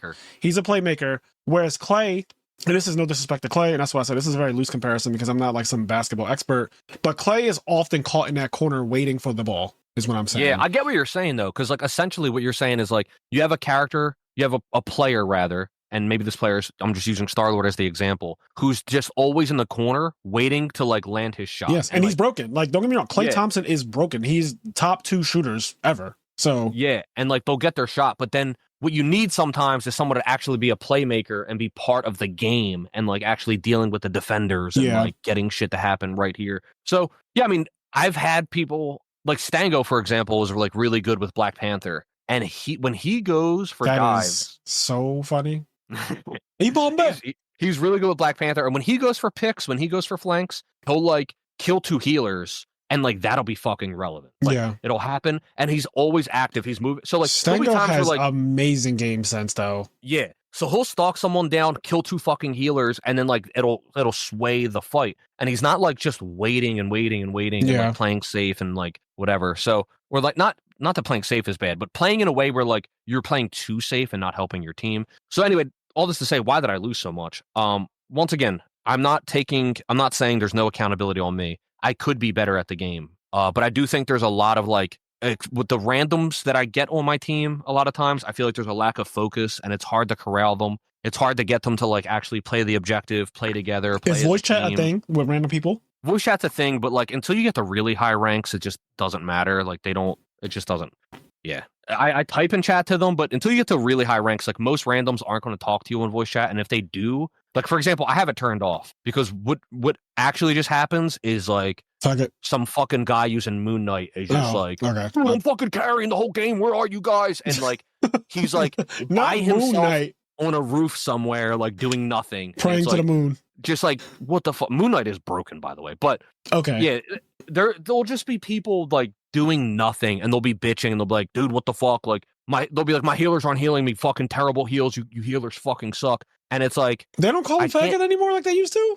I mean, some people do, but like you get banned. I report people. This game is so good at banning. Oh, people. I love this because like now we become report people. This is great. We're like so old now that we report people. Bro, I love it. I fucking love it. The one time I join a game, right? The game starts. It hasn't even been a full 60 seconds left, and somebody just starts typing in chat N enter I enter G-G-E-R. Yep. Like they just type it out, and then somebody else said like they're using Iron Man, and they were like Jarvis spam the N word. Like they just like type in chat like Jarvis spam the N word. Oh, I see. Yeah, and just doing random shit like that. And then I typed in chat like Jarvis spam report this guy or something like that. Like, and then I just said like enjoy getting banned. Like Jarvis, enjoy banning this guy. I'm so used to being called the nigger fag every time I get on like any MMO or anything that's like online community. Even though they don't know. Like, they don't know me. They don't know that I'm actually a nigger fag. But, like, that's not the point. They still call me that. Well, listen, you play against me and my team, and you start using the N-word and all that. Team Karen. I promise you're getting banned. I love it. You're getting listen. I'm naming it of us Team are going to Karen. report you at the same fucking time. It. Love that for us. We're going to just report you, and you're going to get Team Karen. banned. And it's awesome because Marvel Rivals will send me a message speak to your manager saying, "Hey, by the way, that person that you reported, they've had other reports against them in the past. We've taken action and banned them." I love that because they're building up a portfolio of like, you are an asshole online and you shouldn't be playing this game with people who are not an asshole. That's great. That's how it should work. Yeah, because the Xbox 360 days are over. Yeah. People are just like, I got called a nigger fag for free. For free. Yeah, like there was no one to report to. Microsoft was like, our chat is over. We clocked out. So for the rest of this night, you will be whatever they call you until sunrise. So the night was dark and full of terrors for me, always. Yes, it was. The night was dark and full of terrors. But yeah, people are wild. The game's fun, but yeah, it's I lost a lot today. I was so depressed. I was just like, oh my god. Yeah, losing is definitely not the greatest of feelings, obviously, but I mean, it happens. You just play again. It's a fun game. Dust yourself off and try again. When Monster Hunter comes out, I won't be playing this game that much, but I hope not. I hope not. I hope Monster Hunter is good enough to pull your attention to my direction. Yeah, but I'll be playing it sometime. Like, you can't just spam one game. It's a game I can play like unless you do years to come, ideally. But yeah, really exactly. Fun. It has that It has that staying power where we're gonna play Monster Hunter until we get like to the point where it's like, okay, I've done everything that I really want to do. There might still be like some content, but if it's repetitive content that isn't really like worth my next 6 hours of my day, then I'll just do something else. Yeah. Also, they know what they're doing. The girls in this game have fucking asses. Okay. That is Invisible Woman is caked the fuck out. And it's not invisible. Her ass is. She got a fucking booty. And you can see it. It though. Is crazy. It's crazy because she could choose to hide just that part of her body. Like she could just make the ass invisible. Like her ass is fat. Venom got a fat ass too. Okay, maybe I'll play. Venom got a look at you sell it to me. I'm just saying, who else got a fat ass? People got some fat asses in that game. I might actually check out the stream. The girls are fucking huge though. They got their asses. Storm, I mean, thicker than a Snicker. Storm's ass is huge. Thicker than a Snicker. That's what I call it. Dagger from Cloak and Dagger. I don't know who that is, but she's a Marvel character. Yeah. She's like right now one of the most played characters. She sounds like somebody that would be into pegging though, because her name is Dagger. I just feel like pegging would be. Bro, you fucking all right. don't cancel me, okay, guys? I'm about to say something crazy. Okay. You fucking gay people, all right? What do you mean? Let me just say this. What do you mean? Because it's going to all make sense. You guys don't know who this person is, but we have a friend named Izzy. And literally, the first thing he said when he saw that character was like, he was like, "Oh, dagger! Like, is she gonna put the strap? Like, whatever Frazier just said. Like, is she gonna peg me? Like, Izzy was just saying some crazy shit. Like immediately, she's gonna put on one a toy, and then Izzy is a gay black man. Yep. And it's just annoying that the next gay black man I talked to said the same thing. I mean, listen, it's just part of the culture at this point. You guys have to accept it. When I hear the name Dagger, I think of one thing and one thing only. So, Is this like based on something? I don't know. Not really. It's kind of a vibe. Like, it's just kind of a vibe that we go up. We kind of have a collective conscious. And like when we hear certain keywords, the conscious activates and we all just we have to say what's on our mind at that time. So when you said Dagger, I immediately thought pegging. Like what's the gay lore behind dagger? I don't know the lore. A dagger is something you stab somebody with. Like, you know what pegging is, right? Like, you obviously know. A dagger stabs. I guess it's just that. I wasn't sure if it was like in a Beyonce song. We don't need very much to draw ridiculous conclusions about something. So if you're trying to make sense, I see what's wrong. You're trying to make sense of I see what's wrong. I see where the miscommunication I was wondering. I was like, why is he so surprised that like me and Izzy came to the same conclusion? But now I see you're trying to use like a logical reasoning for this.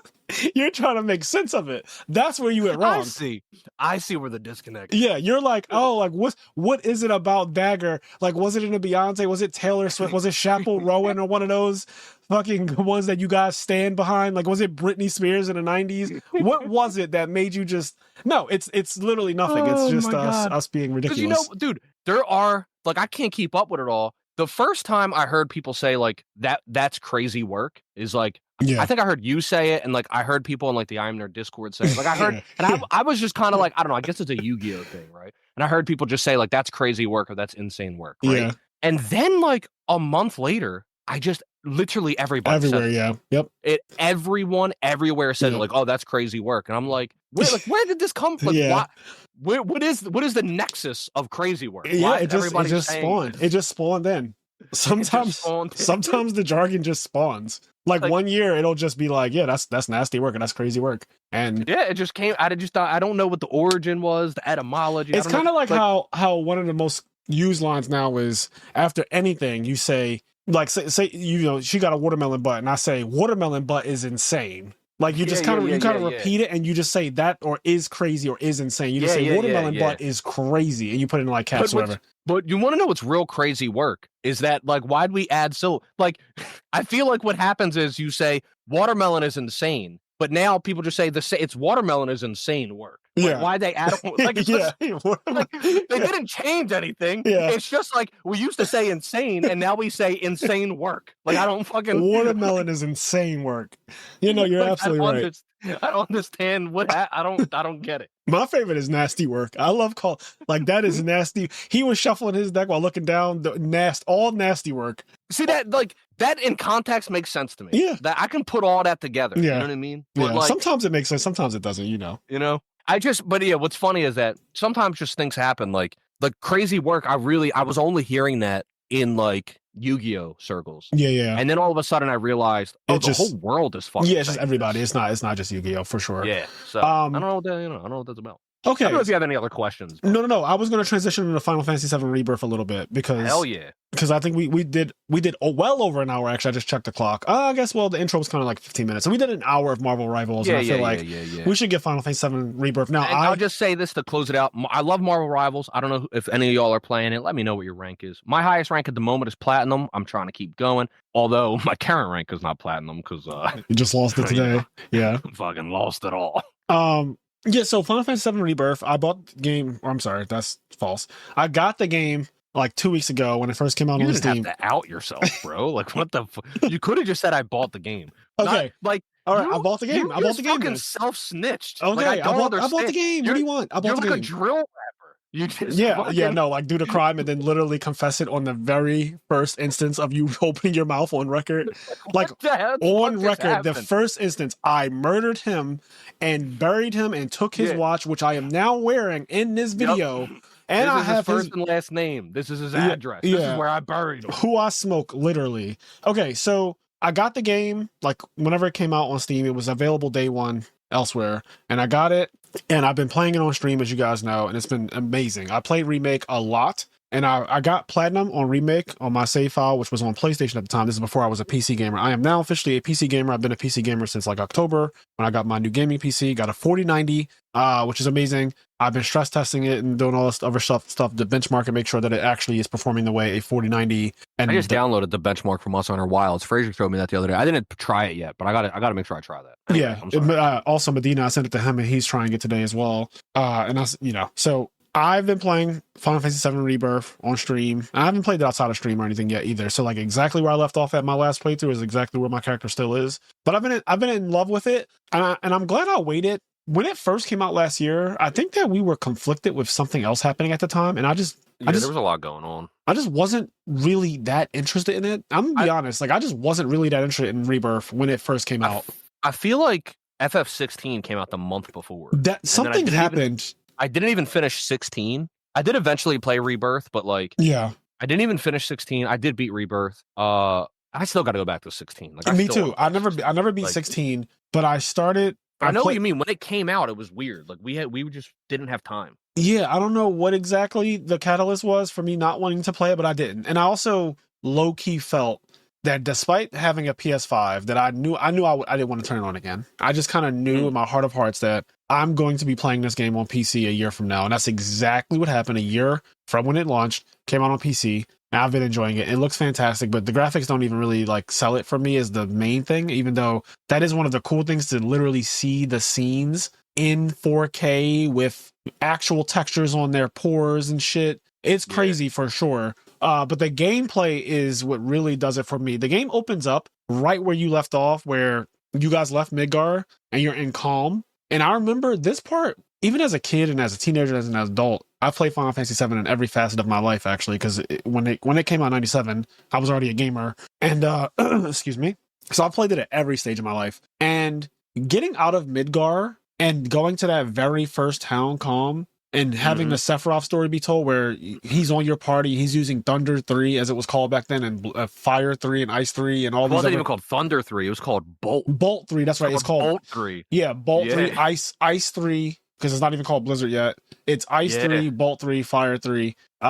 Playing that game, and he has all of these crazy materials. He has the Masamune as his sword, and it has like 7 materia slots. 3 of them are linked, and then one of them is just off to the side. It's just like his full setup is crazy. His bangle's crazy. Yep. Everything about him is crazy. His attack power. He starts off the fight. You have preemptive strike on you, so he always gets first strike on every fight. And he one hit kills everything he touches. The dragons, doesn't matter. Whatever he touches, he kills it. You often die, and he'll just like life to you, bring you back. But that part of the game is so iconic to me because you're controlling the main antagonist of the story, and in that moment, he's a good guy. And they show you how he becomes the villain. I think that giving characterization to the villain is always important. It's the reason why Stranger Things last season was really good, because Vecna, we now know that this was a person that existed, and they became that because of things like circumstances in their life. Yeah. So I like Sephiroth, finding out about the Genova Project, finding out about what happened with the Ancients and stuff like that, and that turned him into the monster that he is in the story. So now the villain is not just like, I want to rule the world or destroy the world just because I can. It's like, no, I want revenge, and I think that I'm the rightful ruler of this world, and you guys stole it from me and my parentage. So I like that.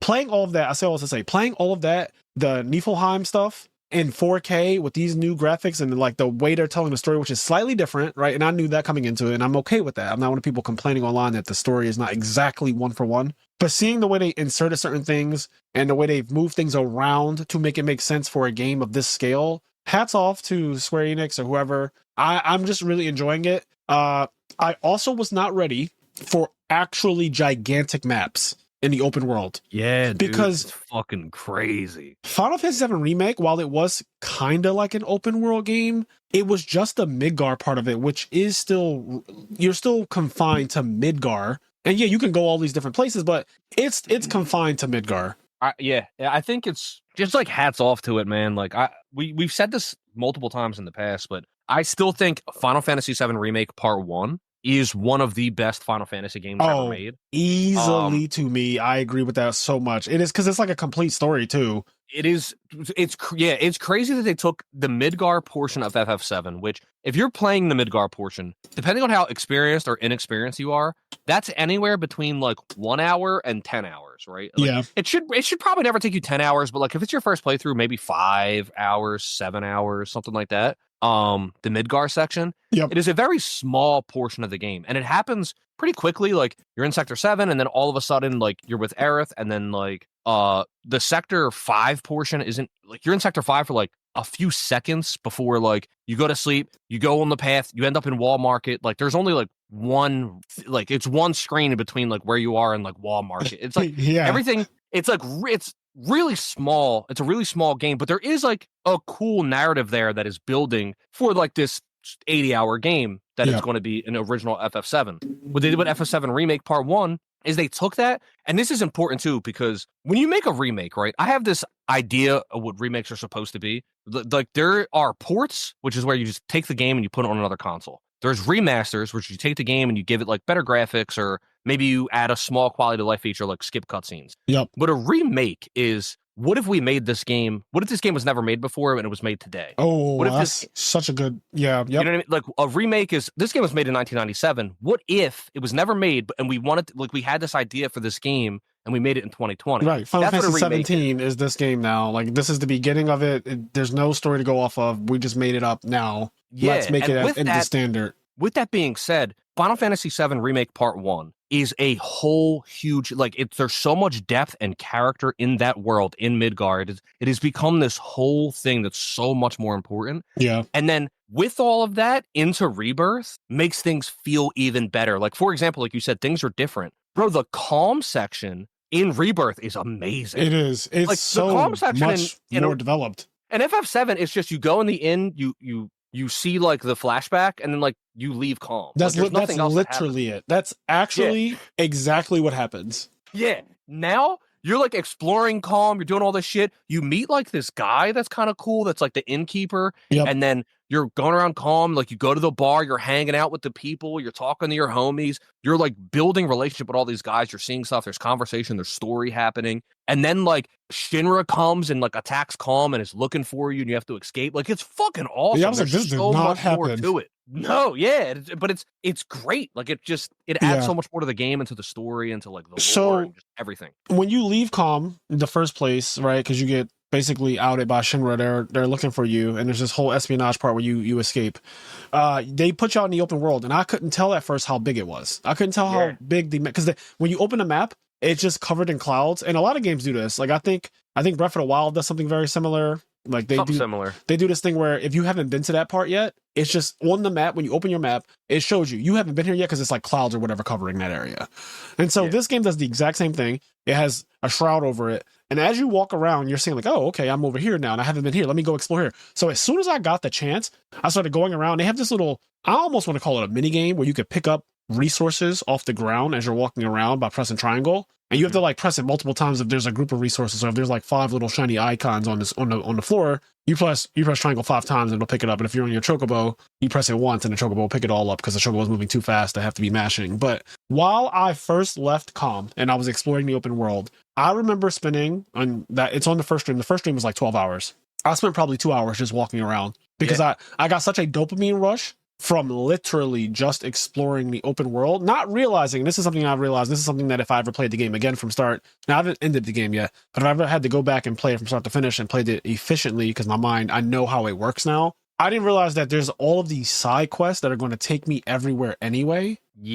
So I didn't need to spend 2 hours technically exploring without a purpose, because after I filled out my map on my own accord, then I started doing side quests, and I realized, oh, this is taking me to an area I've already been to. Oh, this is already taking me to an area I've already been to. Oh, I see what's happening. Every single area is going to get explored through side quests. They're going to take me to this area anyway. I was always going to be over in this part of the map, even if I never. But it's the cool in your first time. Like you're just fucking exploring. You know what I mean? Like, and I love you're that. Finding like those random like cache areas where it's like this abandoned place, and it'll have like a couple treasure chests in it, and it's super fun finding those places and exploring the world in that way. It's such a fun, robust game. Now, man, there's also this aspect of And the Grasslands was rough because at first I was like, yo, how many side quests are there? I couldn't tell that I was working towards a goal with the little dots that kept advancing across the screen. I couldn't tell. It took me a while to realize that because I was just so happy with playing the game that first day. I played it for 12 hours. And honestly, the UI wasn't, I didn't really see all of the UI because you know how it is when you play a new game. You're not used to everything yet. Yeah, you're just like as you go getting familiar. Yep, I'm getting familiar with things. I'm learning how to fight because I don't even know how to do the combat. It's been years since I played Remake. So the combat system, I have to remember like, oh, guard is R1. L1 is to bring up my shortcuts menu. Like, how do I want my thing? How close do I want the camera to be in battle? How close do I want it to be outside of battle? I'm just like configuring everything, getting back into the groove of things. So day one, I didn't really understand the depth of how many side quests there were. The point that I'm making is this game has so many fucking side missions for you to do. Like, the bulk of the game that I've played so far, in my playthrough right now, I want to say like 25 hours in, something like that. And most of what I've done is not story. It's really a lot of side quests, which I do not mind, although some of them are a bit ridiculous and kind of funny because they're so ridiculous. But I don't mind it because it's keeping me busy. And I just like the feeling of being immersed in this Final Fantasy world because it's enriching the world as a whole as I played the game. Yeah, it's interesting because it's something that's, what's the word I'm looking for? It's something that's celebrated and complained about by some people. Yeah. Because I'm one of those people that like I have to do every side quest that is available to me before I do the next part of the main quest. If you watch at all how I played it so far, I didn't move on from the Grasslands until literally every single dot was filled up. And the same thing with the Juno region. I literally my last part of playing it, I did Juno, I did every single thing. I filled up all my little dots. And when there was nothing left, I was like, okay, now we can go and do the little parade thing for the president. Yeah. So that's okay. So you did Junon, which is kind of cool. So because that's kind of relevant to what I was going to say. I did, and I fucking loved every second of it. And I love that the side quest does build out some stories of things.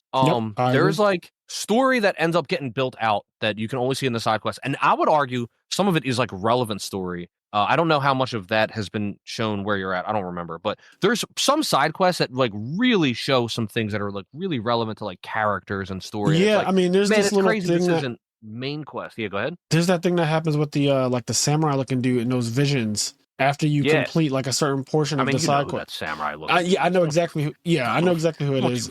Don't call him samurai looking. But it's like it's just so cool to see all of that upscaled now. Yeah. Like seeing, I mean, he looks fucking insane in this game. Yeah. And so I'm watching it and I'm doing these things. I'm like, okay, this after I finished Grasslands, you got that first vision. I was like, oh, this is actually relevant stuff. Like, this is not just side quest for the sake of side quest, and then it doesn't have any relevance whatsoever on the story. Yep. Yeah, there's so what I was gonna say is I remember in Junon I did the same thing, and there was a small part of me that like I spent because it was like, okay, it's really serious stuff. We have to get up to like the parade. You know what I mean? Like, we're kind of on a time crunch, right? And then it's like, okay. And then I spent 20 hours doing other shit. And so there was like a disconnect a little bit where it was like, I spent so much time doing other stuff. When I got back to the story, sometimes it does feel a little disjointed. Right. I spent like the story's like, hey, there's shit happening right now. And then it's like, but I also spent 20 hours like helping a dog. Like helping a dog get to the other side of the map. Escorting a dog, actually. Yep. So, and I've heard some people really complain that they didn't like that. My argument is like, you can just not do that. And if you feel as though it ruins your experience of the game, just like play the story and then do the side quest later. I don't know how, like, I don't know what I would suggest someone to do. Cause I did enjoy doing all the side quests as I went. I fucking love playing the game that way. But maybe there was some times where it was like, maybe it would have been more beneficial if I just went to the next part of the story and came back and did that later. Yeah, but I also feel like, see, my problem with that is I thought about this too. I was like, well, I could just go back to chapter select after the game is over, like Remake, and just do everything. But then my characters at the end of Remake were so outrageously overpowered that none of the fights that I had to do to like get 100%, they were all jokes. Even on hard mode, they were jokes. The only one that was ridiculous was Crazy House. But the rest of them, Crazy House is hard on hard mode, bro. Yes, it is. Yes, the fuck it is. He's, by the way, I just want to say he's a joke on normal. I remember before I played Remake, so many people told me like Crazy House is like a wall, like nobody can beat Crazy House. He's super hard. I remember when I finally played the FF7 Remake, I played it like a year after everyone else. Yeah. I beat Crazy House on my first try. Like I just like beat him. Yeah, I'm pretty sure I did too. Hard mode Crazy House. fucked me up. He was crazy. Hard mode Crazy House, I mean, Dive Bomber and all that stuff. I was like, oh, this does like real damage. Like, you just killed my character. And now there's 2 missiles tracking me on the map that are going to hit me and probably kill me as well. So, but yeah, so my thought was, okay, I could just come back for this stuff because I already know from Remake how the end of the game is going to go. I can just go back to any part of the game. So you don't have to really worry about missing something. My only problem is that by that point I have AP up and I have Magnify like 3 times on every character I needed on. And I have all my materials maxed out. All my summons are good. All my weapons are the last weapon. All the skills are learned. I have on ribbons on every character so they can't even be status affected. I have Goddard Damarong at one point. Like, it's not the same experience as going through it as it would have happened naturally. You know what, though, on the other side, and I really want Square to add this because it's in Bravely Default 1. I don't think it's in Bravely Default 2, which it should be. I want them to add back like the slider in Bravely Default 1 where you can adjust how much EXP you get, how much money you get, how much because here's what happens on the other side. Because I did all the side quests before progressing the story, but then what ends up happening is like I'm over leveled for the story. Exactly. Because like I've done all this other stuff. I'm so much stronger than I become stronger than the story. And I wish I would turn the EXP, like at some point I would just turn the EXP off. Right. Like I would keep on like materia gain because it's fun to have options. Yes. But like I don't want to be over leveled. So like I would turn it's not even EXP intentional all the really. way down. Yeah, I don't want to grind for levels. But I just want to do all the content, you know? And so sometimes you end up being over leveled and that kind of sucks. Yeah, no, you're absolutely right. A lot of the bosses, I'm using air quotes with that. A lot of these bosses that I've fought so far have just gotten kind of bodied. Now, there are always jump scares in every fight where I'm like, oh shit, that character just died. I didn't expect that because I wasn't really paying attention to just kind of button mashing them. But then when you pay attention, you're like, okay, let me actually like focus on what I'm doing. Yeah. Let me go into Punisher mode is what I really say to myself. Most of the fights are just kind of a joke, no matter what part of the story I'm at so far. Now, granted, I'm only like through 2 parts of it, really, but it does feel like I'm already kind of reaching that. Oh, you've done the whole grasslands and the whole Junon area, so now it's like you're just going to be over leveled at this point in the game, and it will take a while before it kind of balances out again. And if I keep playing like I am, which I will, I probably will stay over leveled, but it's okay because in terms of story, I kind of know the main story. There's going to be changes and all that stuff, and there has been changes. I get that. The side quests, they're not real. They're not part of the story ever for the most part. So as I'm doing these, I'm just interested in like the stuff that I call him Crumley, but or I call him like, is it Chatley? Oh, Chatley? I changed his name on stream. I kept calling him out of his name on purpose, and I think that if his name is Chatley, actually, I was calling him like Chumley. I think I call him Chumley.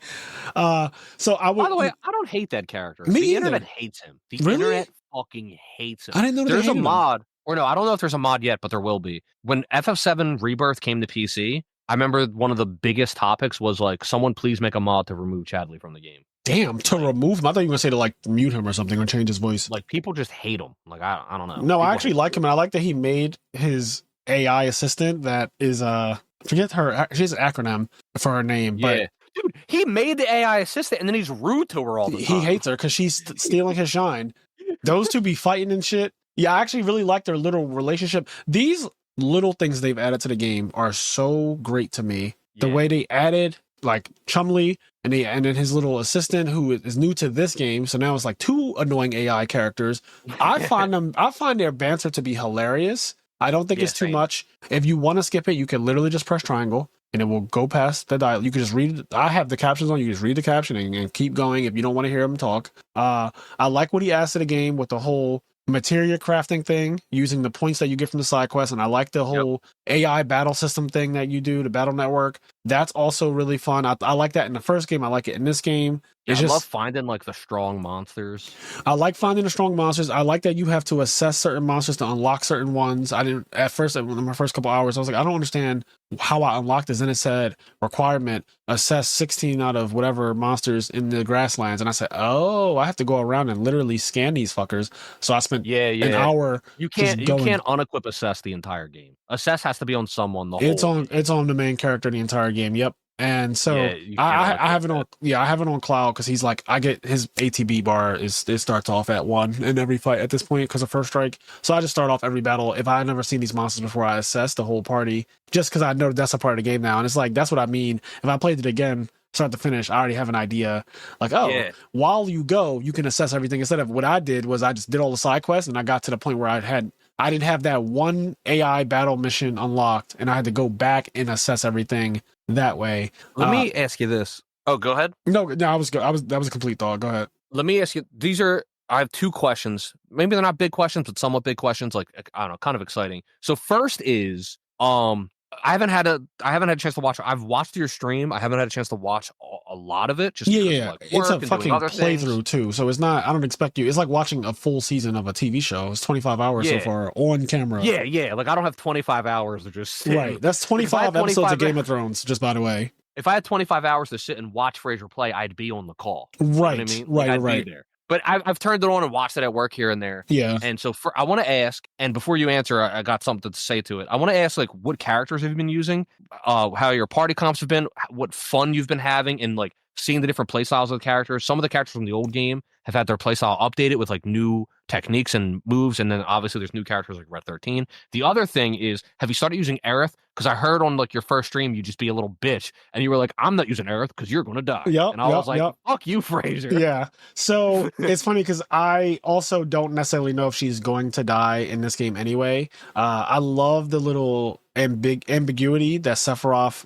There was that one scene where he says, like, who is she? You know, like, it just, there's these little allusions to things being changed and stuff. And people have speculated this since Remake came out that, they're from the future, or, like, you know, this is Aerith redoing things and all this other stuff, right? Bro, I mean, there's already, right from the jump on this game, there's crazy shit. Because, like, it's, oh my God. Because we haven't, just real fast. Yeah. We are leaving Midgar to go into the grasslands, right? Yep. And it's our squad. We're leaving Midgar. At the same time, you see Zack and Cloud going into Midgar. Yep. And it's like, what the fuck is happening? But then you also see your other characters on stretchers and shit. Yeah, on stretchers. I don't know if they're dead or what, but, like, at least some of them I think are dead. I don't know. But you see all your boys that are part of, like, the Shinra, whatever, like Aerith and Barrett and Tifa are all knocked out, dead, or whatever. You see Avalanche just incapacitated. It's like, what is going on? Yeah, and Zack and then, like, and I'm like, this is, and obviously I knew immediately this isn't part of the original story, so this is already some fuck shit.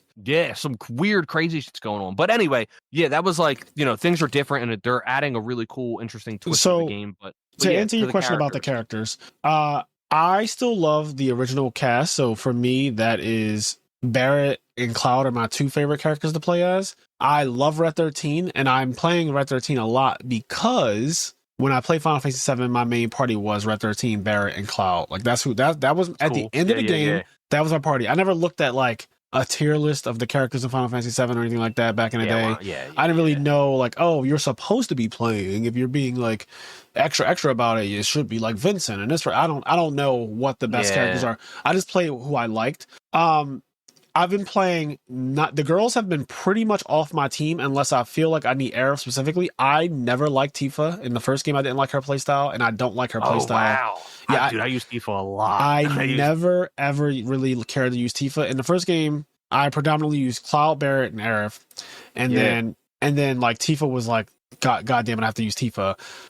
In this game, it's the exact same thing. Like, when I'm forced to use Tifa, I'm like, ugh, like, I just don't really like her playstyle. And it's weird because I usually like Vanguard characters like her to have to get up close and fight. I just don't like her. I love that she's so fast too. I love that she, like, has stocks and, like, she, like, gets better and better, and, like, the enders of her combos get stronger and, like, do different stuff, and the way they've been consistent with that. I like a lot of things about her. I like the synergy the synergy skills. The synergy attack that she has with fucking Aerith is so nuts to me, where like, Aerith puts up a gigantic dome of reflect, and Tifa starts bouncing off of the walls of the dome while the enemy is trapped inside of it, doing a maximum spider-like thing from Marvel superheroes. And then at the end of it, she jumps up to the ceiling of the dome, charges up energy, and crashes down and explodes. It is so far it is the most epic synergy attack I've seen. And when I first saw it, I was like, holy shit, that was crazy. Like, it was nuts. The synergy attacks are awesome. I love, like, the synergy skills in game, like Bodyguard and I think if there's like Mad Rush, there's Bodyguard, Cloud and Aerith do a thing where, like, you do a great sword, like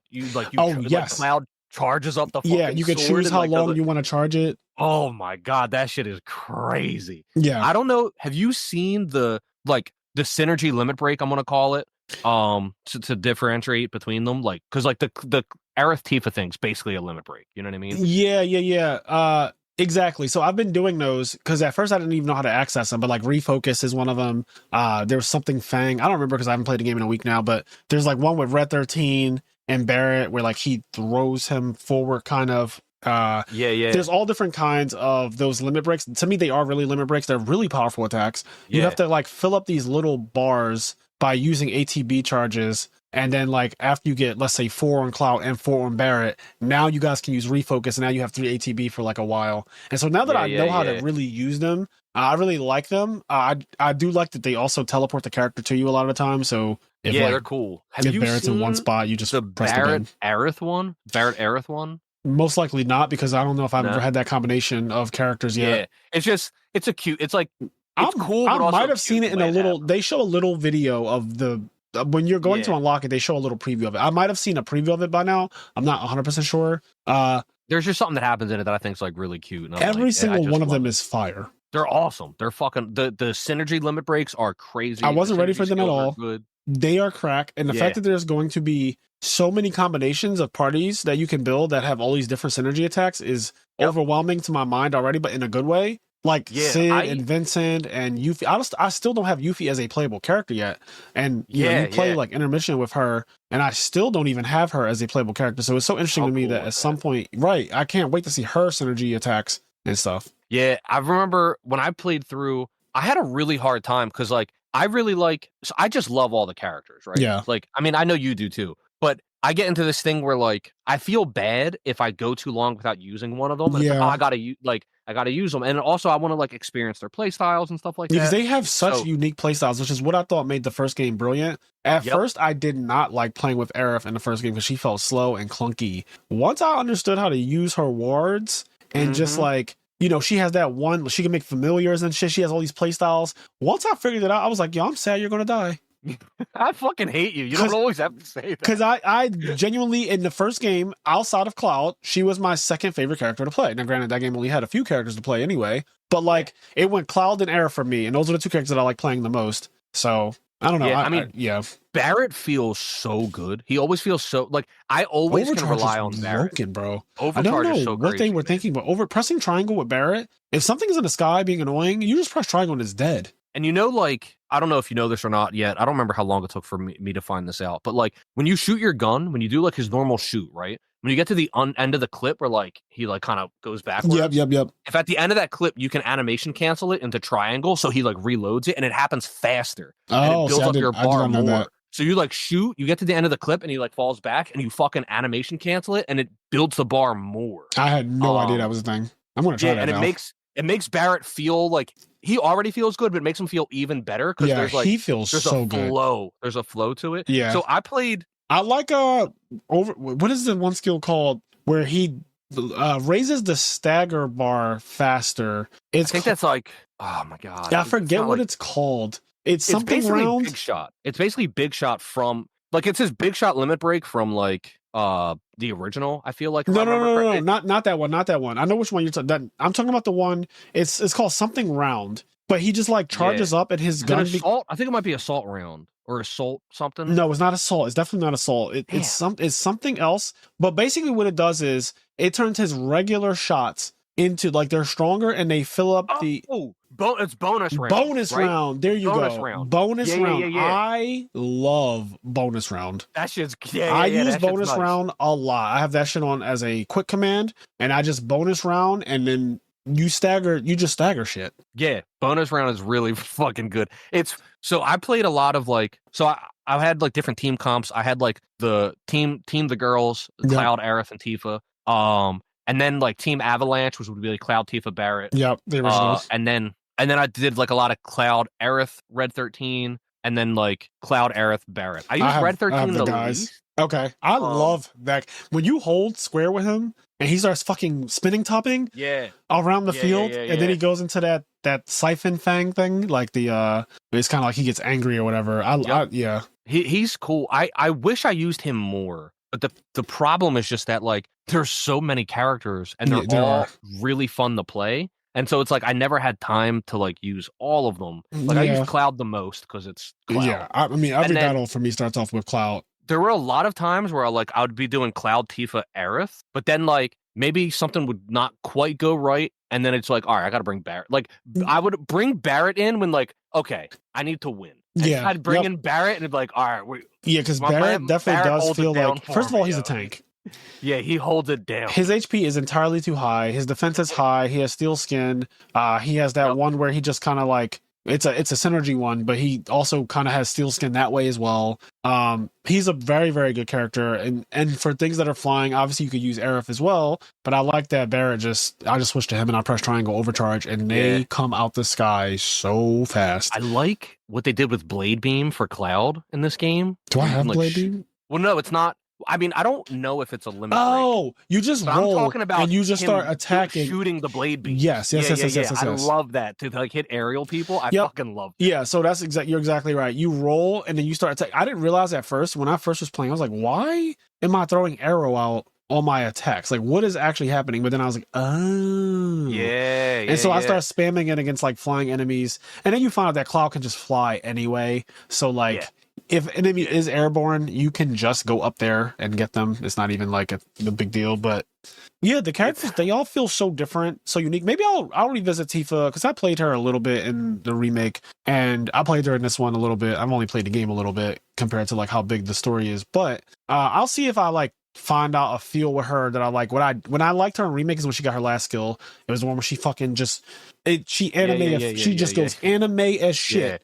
Yeah, Tifa's fun. I mean, I do think all of the characters are fucking fun. Yuki's really fun. Aerith is something special to me. That Aerith one is so fun. I think it's called I know you're talking about the triangle one, the green one. You have to be talking about the green one. Yeah, I think it's like beams. Yeah, yes. It's like, bro, dude, the beams are crazy. It's that, and it's also the fucking one where they step into it, they get frozen. Yeah. I'm like, and then double cast. She has like a double cast. That one, like... that's the original one. That's the original one, and that shit is broken. I almost want to say that they nerfed it though, because I think in the original game it didn't cost twice the MP. I think it was just you cast a spell once. I feel like when I read it in Rebirth, the sequel, that when you cast, it now costs double the MP cost, and I feel like in the original game you cast it once and it just happens twice with the MP. So it's like a 2-for-1 special, and I was like, oh, they nerfed her a little bit. At least that's what I told myself, because again, it's been like 4 years, literally 4 years now since the last game came out for me, and yeah, so that was like a slight nerf. But then she has this one where they jump to attack you and they just fucking freeze in midair. Yeah, they just get stopped. I love that all of the weapons are viable through the whole game. Because that is so good too. I love that. Like, it's like you could use the Kingdom Key the entire game. Yeah, I'm one of those people that for all of the cutscenes, for all of the story, I want Buster Sword on my back. Yep. Like I throughout the whole game, like whenever I would get a new weapon, I would use it. I don't remember exactly how it works, but like there's a way that you master it or something. Yeah, you just do whatever it tells you to do. It'll say like kill an enemy with this or stagger an enemy with this. It'll just tell you. I tend to use whatever the new weapon was till I mastered it. And then I would just go back to Buster Sword. Just because, like, I just love Buster Sword on my back for, like, the story. Like, also, when Buster the story Sword shit's happening, I want that there. Where I'm at right now, Buster Sword still looks the best. I have 3 weapons. Yeah. The second weapon I used a lot of the game because I think it has higher attack, and Buster Sword has higher magic, and I'm not really a magic user when I play Cloud. I'm more of a triple slash Cloud. So... Triple slash is so... And the focus thrust one too, because that staggers enemies. I'll spam it until they fall. But I do love the Buster Sword looks the best, and it's not close for the weapons that I do have access to. It's only 3 of them, and I get what you're saying. I've never thought to like change it back before a cutscene, because for me that's like an extra step. But I get what you mean. I'm fully like I wish that you like, could just transmog it like Monster Hunter, where you can make your weapon look like any weapon you want. But it is functionally, the stats are whatever weapon it really is, but you just make it look like Buster Sword the whole game. Or that one weapon he had at the end of Remake, it looked really fucking cool. I don't know what it was. It looked like the Kaldabog. Yeah, it was basically like the ultimate weapon of Remake. Of that game, yes. It was not called Ultimate Weapon, but it was, I don't think it was, but it wasn't. It was the ultimate weapon of the game, but it wasn't called that, and it came with that broken ass counter skill, that fucking outrageous counter skill, where you just do it and like you don't really take damage, but then Cloud just hits the shit out of the enemy like a baseball bat. He kind of swings at him. It's really cool. So yeah, I agree. I wish that transmogging was a thing. I mean, technically, I'm playing it on PC. I could do whatever I want to. I could be Sephiroth tonight if I want. True. But I haven't done any like mods or anything like that to it. I'm just playing it as is, and I'm in love with the game. Like I absolutely am in love with the game. I also wanted to ask, what do you how do you feel about how you find the summons? And have you been enjoying the summon fights and using the summons? A couple things just about the summons in general. I want to hear you talk about summons. A couple things about that. So I was very confused, as anyone who played the game for the first time would be, because they changed so many things. So I came up with a couple summons already on because of the bonus. You get like Ramu, Leviathan, and a couple other ones or whatever, just for having data from Remake or whatnot. So I came in, I have these summons on. I'm like, okay, cool, I just have summons. And in the battle, I see the little summon thing come up. I summon them, they come out, you use ATB, use their attacks. I get it. They leave, they do their ultimate attack. Really cool, great. Then there was Titan. And Crumley first told me about Titan. He's like, yo, you can fight him now, or you can find these things that'll make him weaker and it'll make the fight easier, which I didn't really understand. I was like, what are you talking about? Like, what does that even mean? So I tried to just go in the fight. Tried to fight him? I tried to insta level like 16 insta. Let's just get this summon real quick. Let's just get Titan. I got to the fight. Titan hit Barrett. Barrett died. And I tried to run away. And I realized I couldn't run away. And I was like, oh, okay. We just lose. And then the fight ended. I ran around for a while, just trying to see how much like I could get his HP to go down. I didn't really make much progress on him, but I did live for an extremely long time compared to like how hard he was hitting. Like I just kept dodging him over and over. Died, obviously got wiped out.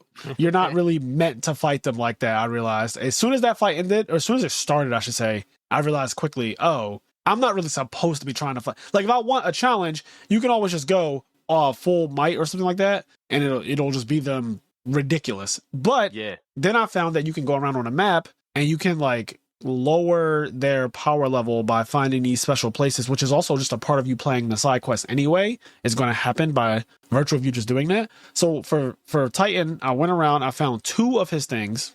I found 2 of them, and then I went back to fight him. And the fight was still like challenging, but it was way easier. And then I just like beat him, and I was like, okay, so I see now. And then I said, okay, if I want to get them, I only need to really find 2 of them. I feel like I'll be able to beat every single one of them if I just find 2 of the things that weaken them and then get the summon that way. And then also I think that strengthens them too. It says like it kind of has like levels. If you find all of them, they get buffed. I don't remember exactly in what way, but like finding all of them buffs them in some way. Even like when you have them, they get buffed. Correct. Because when you go over to Titan the Materia now, it'll say like these levels on the right.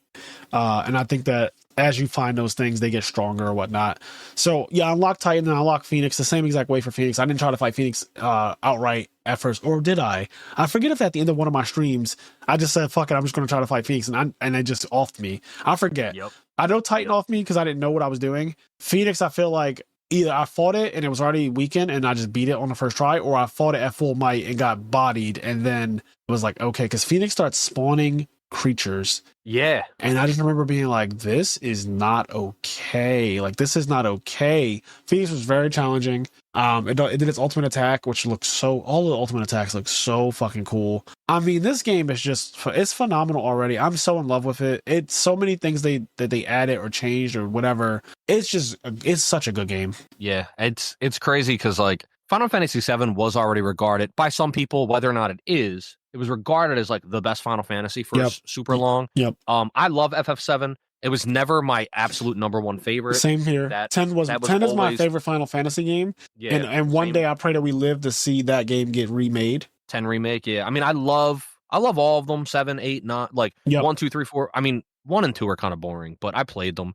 I played 1, 2, and 3. Really never played 4, 5, and 6. I don't think I played. I never beat 5. I played 5, but I never beat it. I just kind of lost interest in it. Yep. A lot of people say 6 is their favorite one. I know that's like a big. Like, people love 6. FF6 remake would go hard, but they're all really like Final Fantasy is a good franchise. But I say all that to say, whereas I don't view FF7 as like the best Final Fantasy game, I think an argument can be made that FF7 Remake Part 1 or Part 2 is the best Final Fantasy. I agree with that There's take an argument to be so made. hard because, I try to... I say this kind of often on the podcast, but I do think that now is the best time to be alive because things are just getting better. And I genuinely do think that flushing out a story and making things visually look better is also great. Run better is great. Like all of those things. Like, yes, there's a certain vibe to the original Final Fantasy VII that you can go back and play it whenever you want. And you'll always have that option, in theory, unless catastrophic things happen. But you'll always have the option to go back and play the old one. But seeing what can happen to a story that you already liked, or to characters that you already liked, and how much better it could be is amazing. Now, on the contrary side of this, they could fuck it up, right? You could have something be remade, and this happens all the time. Something gets remade, and it's like, yo, they botched this so bad. Like, just leave the greats alone. By the way, One Piece season 2 is coming out on Netflix soon, completely unrelated, but they could remake something and completely fuck it up. And you're like, why did they even touch this? Don't touch our greats. Don't touch our... Yeah, don't even bother. But this is done so well. You could tell it was done with care. You could tell Final Fantasy VII Remake and Rebirth and all of that. You can tell these games are made with the utmost care, at least where I'm at. Like, Remake is already done, and I played it. Yeah. And so that's a masterpiece for me already. Rebirth, I'm hoping is going to continue that trend. I have no real gripe with it. I have like one funny thing I want to talk about, but I don't have a real gripe with it so far. And so I see it just being the same trajectory as Remake was. Yeah. And my thing is, like, I think a lot of people, and myself included, when I first found out that FF7 Remake was finally going to get made, I was super excited. But then I was like really annoyed when I heard it was going to be split into 3 parts. Same. Like, we both did. We both were like, what? Yeah, I was like, all right, FF7's already the most milked version of Final Fantasy. Yes, it is, man. It is like there's more FF7 than there is of any other Final Fantasy. There's so many spin-offs. There's fucking Dirge of Cerberus. There's like all kinds of shit. There's Crisis a movie, Core, there's an anime, Children, Final Mission. Like, you name it. Right? And so I was like, bro, we've wanted this remake, and you're finally giving it to us, so, like, cool, but then you're going to split it into 3 parts? Like, what the fuck are you talking about? Yeah. I was, like, very not happy about that until I watched Anthony play through Remake, and then I also eventually played it myself. But when I got to experience Remake, I was there for the entire playthrough, and then, eventually played it myself. It wasn't just a cash grab. Now, sure, obviously Square Enix wants to make money. They want to grab and cash. They should, because I imagine it's very difficult to create this game, but go on. Yeah, it wasn't just a cash grab. They weren't just splitting it into 3 parts to milk it and sell it to us 3 times. It is truly like, oh, they really wanted to put their love, all of their love into this game and make it just everything they could ever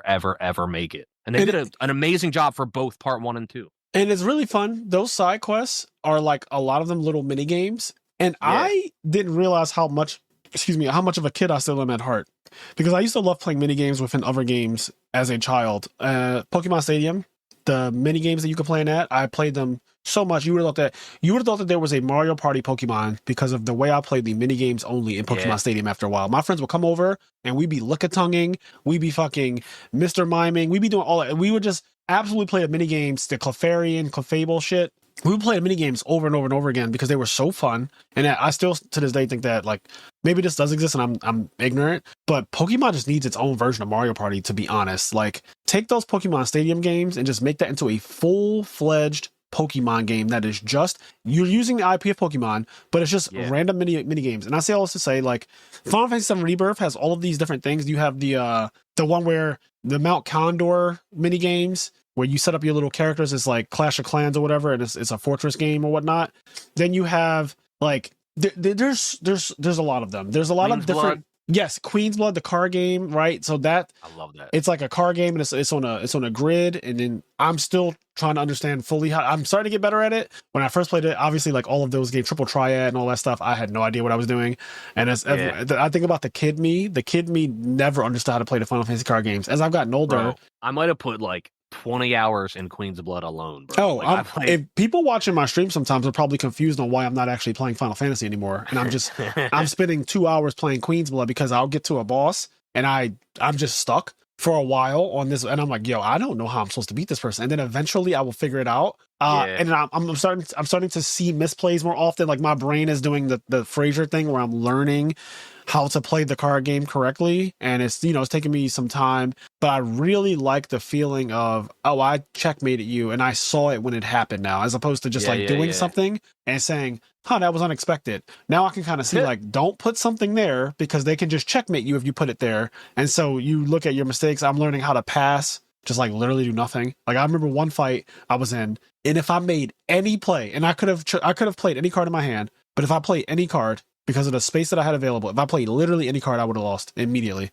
And I chose to pass, and then they put down something, and then I put down my thing after that, and I won because of it. And I was like, oh, I get it. Like, you have to use all faculties to win. Queen's Blood is an amazing game. We played D&B and Bravely Default 2nd, Bravely Default 2 or whatever.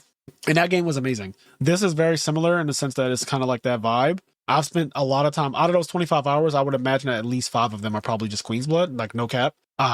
Great game, like amazing game. I'm going to spend more time on it because I like unlocking the summons. They're broken as fuck. I like unlocking legendary cards in general. They're so ridiculous. Like the first time I used Shiva, I accidentally killed myself instantly because she froze all my spots and I didn't realize that's what she did. And so I was just like, oh, that was kind of cool though. Like she just turned them into icicles. And yeah, the game is just so good. Final Fantasy VII Rebirth is so good. It's amazing. I just wish that I always wish that there was a game like that was multiplayer. Like, you know, you have Final Fantasy 14 online. Yes. Like, I wish there was a game where its gameplay was like FF7 Rebirth, but like that was multiplayer. Like, right. I don't know. Like, how fun would it be if like 3 of us could hang out and like play that combat system? Someone's Barret, someone's Tifa, someone's Cloud. Would be so fun, and they raised the difficulty for humans because having 3 people spamming ATB to get the synergy attacks would be so outrageous. I like that this game incentivizes you to play the other characters though, because you can't really do that. You're not going to get the synergy attacks if you just let them be AI controlled. Yeah, I do remember swapping around a lot. In the original game, you don't have to swap from Cloud if you don't want to in the original game. Like in Remake, I mean, I shouldn't say original game in this context. In Remake, you can just play as Cloud the entire time, and you will be absolutely fine.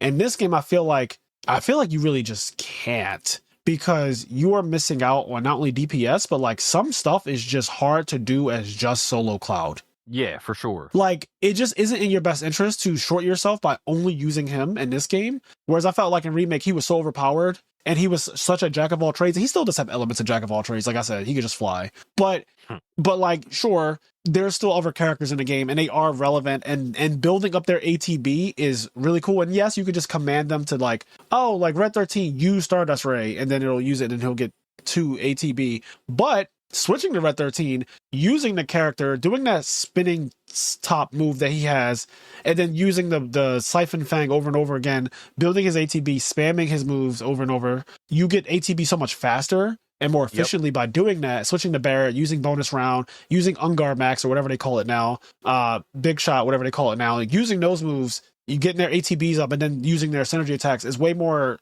efficient, and I think and I like that they're incentivizing it now. Like, do this is the correct way you should be playing the game. Yeah, it's awesome.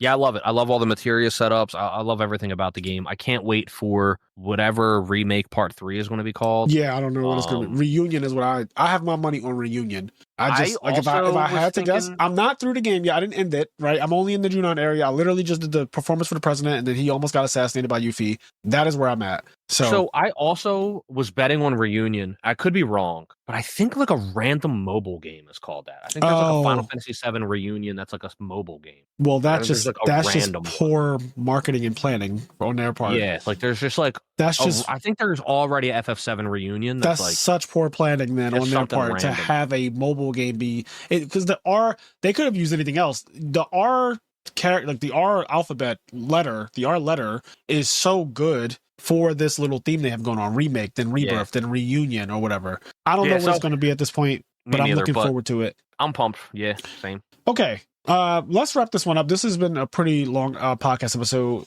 you know, and all things considered, just about 2 games, Rivals and Final Fantasy. We did have intentions of doing listener letters. We will just do those in the next episode. So if you have something that you want to say to us, and I know that we have a couple listener letters already in our inbox. So if you have anything that you want to say to us, please write into imnerdpodcast@gmail.com. Again, that's imnerdpodcast@gmail.com. Also, we did turn on something where you can just like text the show, and it's in the description of every podcast episode. So if you're looking at the podcast, if you're listening to this on Spotify or Apple Podcasts, or if you're listening to this on YouTube or whatever, you can access that little like text the show thing. I think it says like send a message to I'm Their Podcast. That goes to this little inbox that we have. I'm going to check it right now. I haven't looked in it in a while. Okay, fan mail. So we got fan mail from someone in North Carolina. I don't this town, this city or whatever, Ararat, I think is what it says, something like that. Number 6596, which is actually probably the last 4 digits of your phone number, but it says, glad to hear Frazier also likes the Vampire Diaries. This has been my life the last 6 months. So just like a short and sweet message that they sent this person who lives in North Carolina, and I can see it in this fan mail inbox that we have. So this is another way that you can send listener letters. It uses your phone's text messaging system. So I tested it out, and literally I just pulled up my phone. I clicked on that button and like Spotify. It pulled up my SMS, and I just sent a message to like us, to ourselves, to just see how it works. And yeah, it tells you like where the person's from. Like mine says Philadelphia, Pennsylvania, and it has the last 4 digits of my phone number on it, which is like kind of cool. I like it. It's a different way to send listener letters. So you can either do, if you have a really long one, you probably just want to send an email. But if you have something short and sweet or something not too crazy, you could probably just like send it through that. And I think this is convenient because if you're hearing us talk and at that very moment you kind of want to make a comment, I think that the fan mail thing is convenient for that, because it's like sending a text message to us. And while you have that thought, it's quick, it's easy, and sometimes even for the podcast, sometimes before we start the podcast, there's something I want to talk about. By the time we get an hour into the podcast, I forget what that was until 2 days later. Yep.